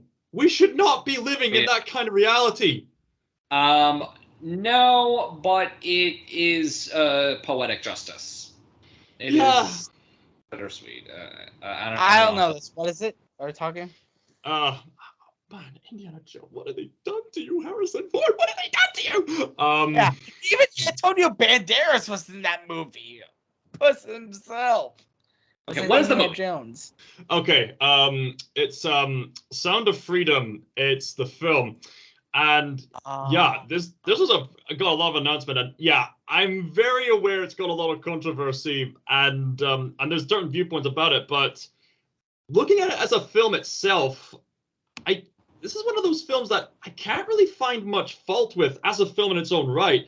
Like, I've tried to look for flaws, like, in the film, like, as a film, like, any acting faults or anything that I would goof up in. The only things I could think of, like, really scraping the bottom of the barrel, like, there's a scene involving a helicopter and some guy's straw hat. It should have flown off. Like, but scenes like that, like, that's pretty much it. That's the only thing I could, like, think of. That's nitpicking. Yeah. I tried. I really tried to find anything I could give it fault with, because with the other picks on the list, I could easily point out, oh, these story beats were a bit too predictable, or, oh, this cliche was a bit too hammed up, or, oh, these films went on a bit too long, and so on and so forth. But this film, I can't really find much fault with this film. It's and what impresses me about this film is the way it handles the subject matter. Like, with a film this subject matter, it's a very fine line. Like, if they go too much in this direction, they get too explicit, but if they go in the other direction, then they're essentially suppressing the topic matter. But you get Netflix, you get that Netflix one. Yeah. That was controversial in itself, but yeah. With Sound of Freedom, they find that right balance between how much you show, but also how much you don't show. Something that impresses me about filmmaking as a whole is about visual storytelling. It's not just what you can show, but in the case of Sound of Freedom, it's also what you don't show. Brooks is frozen. He was frozen today. Reference. Better? Is that better? Yeah. You can fix it. It'll be fine. It's talking about, like, child trafficking, and I think what they don't show is it's actually really powerful in a way. Like, you get the implications from what people are talking about, and it's deeply uncomfortable. Yes, it's a deeply, deeply uncomfortable film. And that means I don't want to see it. Yeah, I can understand why it would turn some people off. I mean, it's very delicate. I saw it. Yeah, but even despite all that, I found it so compelling. The acting was just so raw. The pacing was on point, and the writing was really good. And for an independent film, it's impressive how it actually looks like a major blockbuster film. I was actually quite impressed. And also, there was a lot of high tension. Like, for some reason, this film has been labeled as an action film in some places, which seems kind of weird. I mean, there's some action in it, but it's more of a drama rather than a action film. Like, even the main climax of the film, it's not really guns blazing, we're taking down this mansion with us, and smoke a cigarette as you like go yippee motherfucker. Like it's Arnold Schwarzenegger. That's more fitting. Arnold Schwarzenegger. Special Commando. You leave any bodies for us? You leave any for us? Just bodies. Just stick spears. Stick around. You know, Jim Caviezel, who played as Jesus in Passion of the Christ, was in this. Yeah, As the main character. Yeah. Yeah. I mean, Jim Caviezel's quite an interesting actor in that he has that look on his face. It's very personalized. Yeah. Jim Caviezel, he's one of those actors who has a very distinctive look. You know how, like, in The Good, the Bad, the Ugly, the guy who portrays the bad was chosen because he has a very specific hawk look to make him look menacing.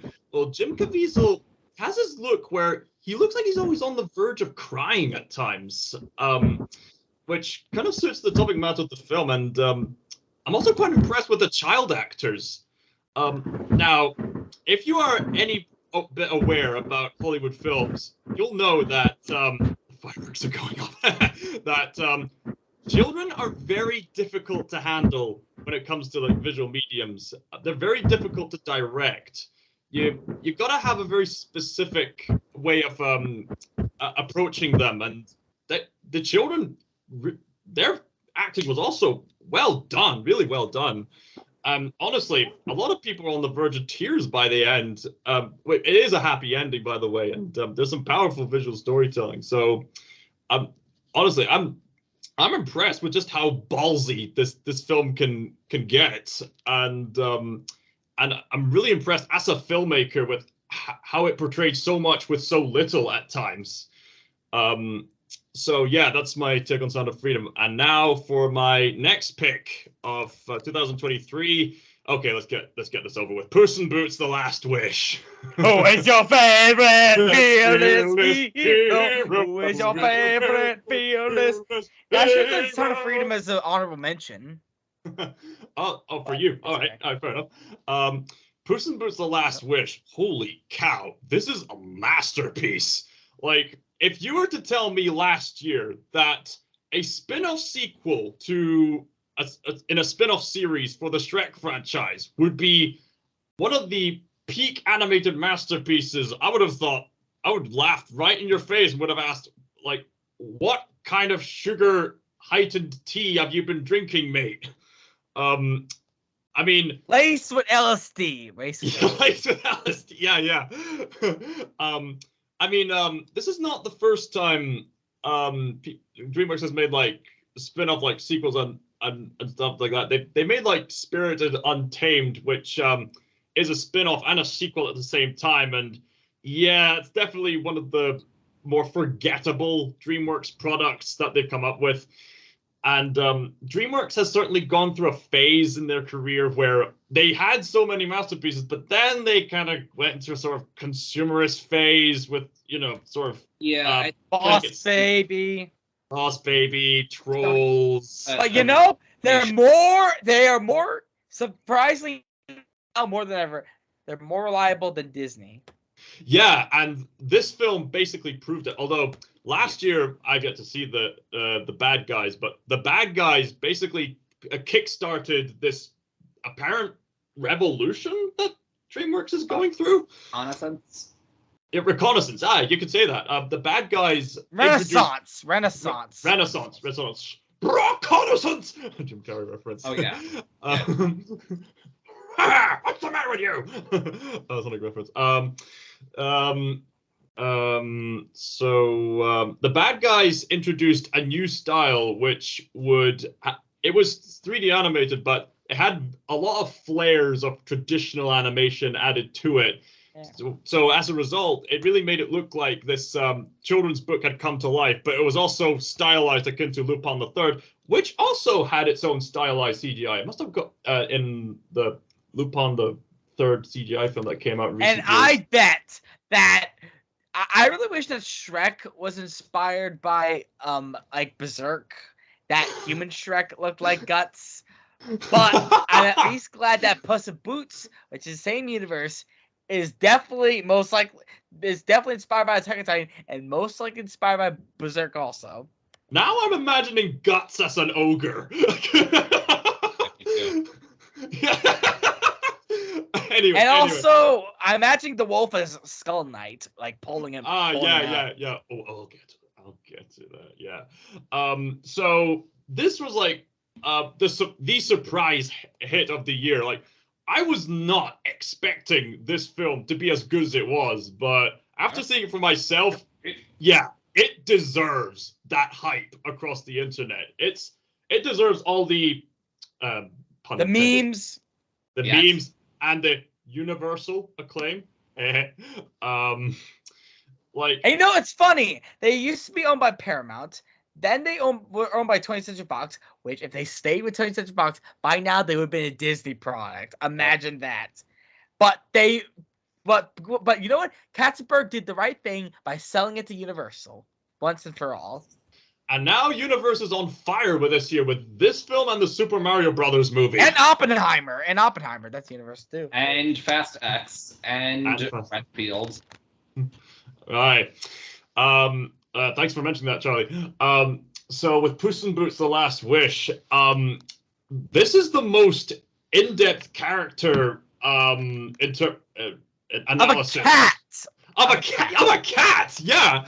I mean, I like Puss in Boots as a character before, this Italian fairy tale character that was reinterpreted as a. I like the first movie before it was cool. This Italian fairy tale cat character that was reinterpreted as the Zorro parody, voiced by Antonio Banderas himself. I saw the bootleg version of Puss in Boots, that one with the crappy animation. Yeah. Antonio Banderas provided a lot of flair to the character, and he was a beloved companion. Like, he was the kind of character who didn't get the most character growth, but was definitely a beloved character as a companion alongside Shrek and Donkey.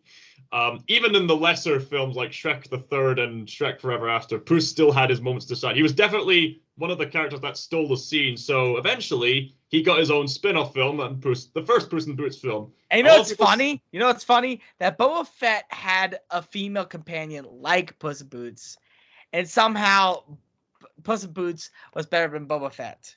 Somehow. Yeah, there you go. I've got fond memories of seeing the first Puss in Boots film back in cinema, back when 3D was still a trend. Yeah, remember that, boys? Sometimes. There was that one point in Despicable Me where the tip of the I remember that of the ship. Yeah. Fond memories. That was pretty cool. Yeah.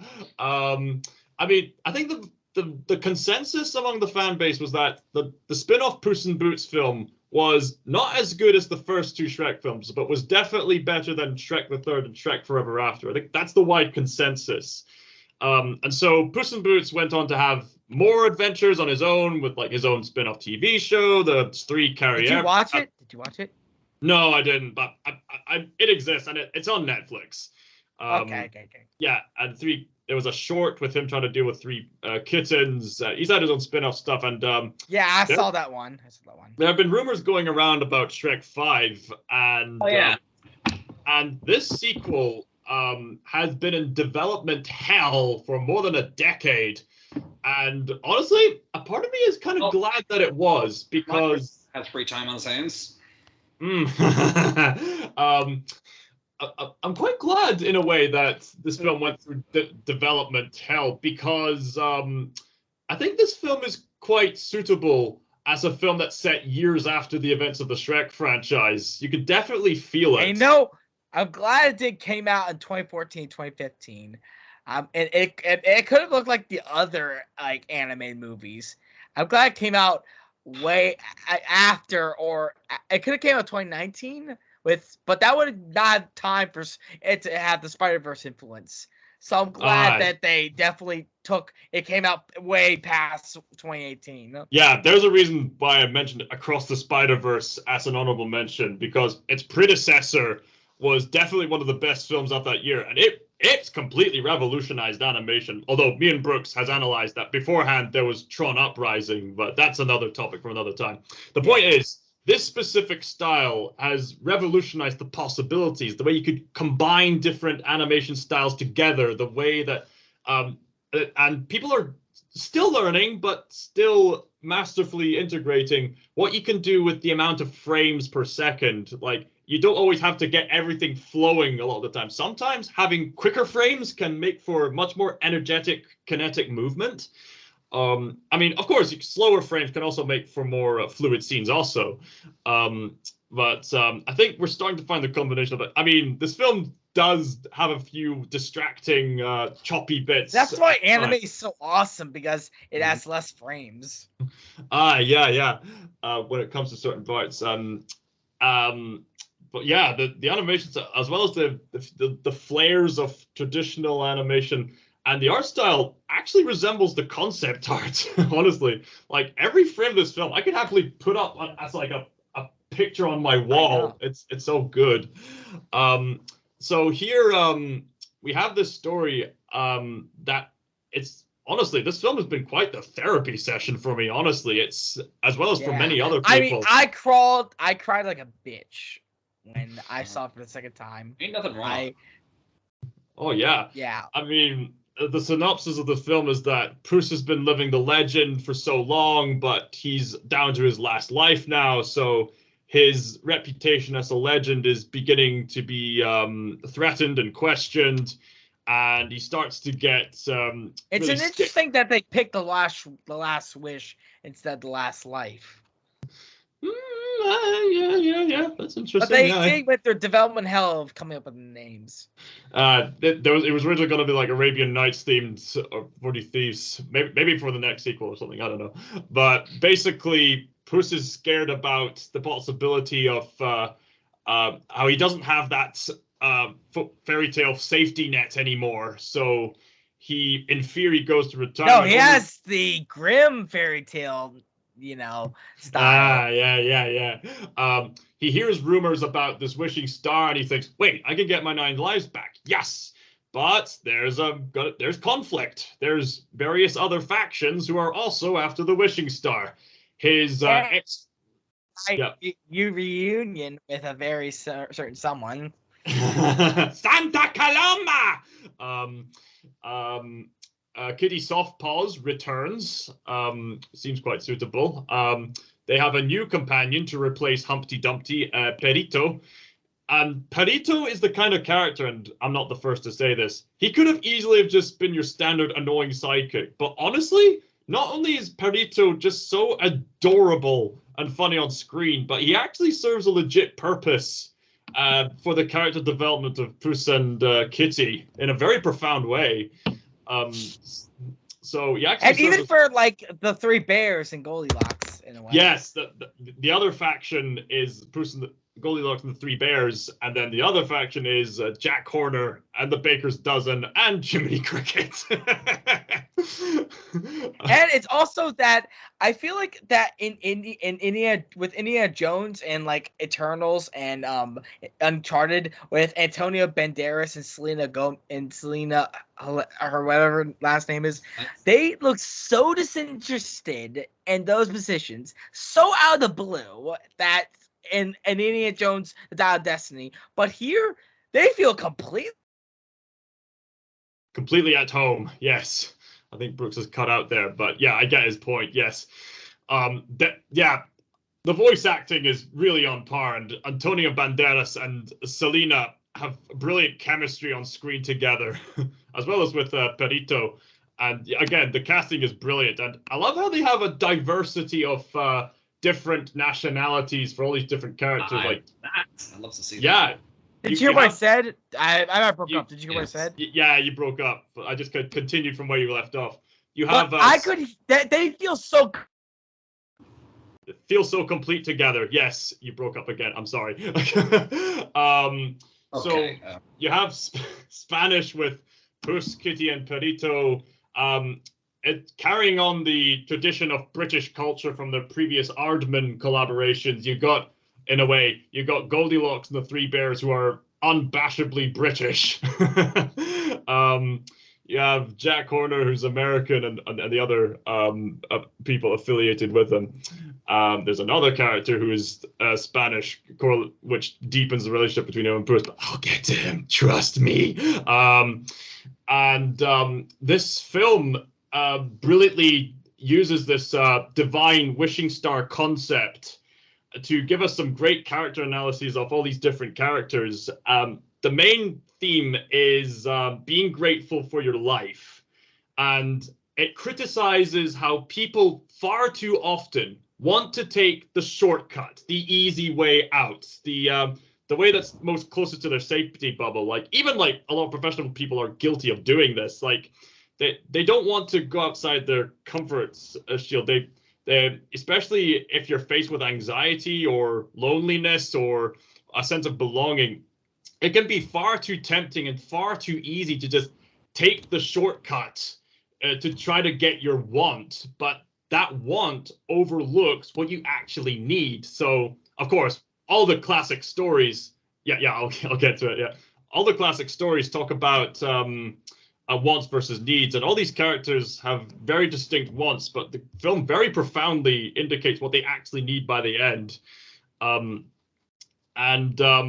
film, in a way, promotes ways to actually self-improve yourself, and as well as criticizing the need to get more and more just for the sake of being more. And it's not just Jack Horner, but also Puss as well, with the way he just wants to live out the legend, but at the same time, he escapes accountability. And all this is topped up with some great humor, some profound scenes, and great action scenes, and some surprisingly dark subject matter, as well as some, honestly, the adults are going to love this just as much as the children, trust me. But, of course, the entire internet is just absolutely adoring the wolf character. Charlie, you've seen the film too, right? No, actually. Okay, I'm not gonna give things too much away, but I'm just gonna say this: the wolf is one of the best characters in the film.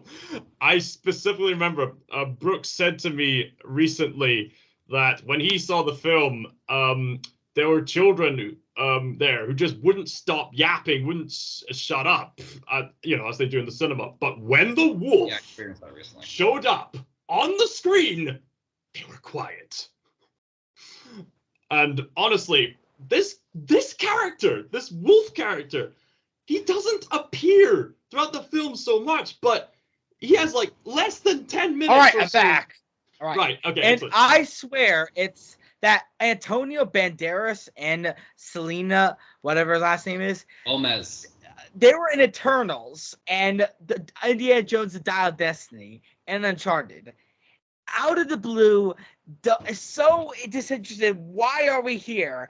But in this baby kids movie, that's a G-rated, GG, not even worthy of adult people like them. These two actors are so comfortable in their roles, so in the zone, so interested, so full of life in their performances that it's crazy.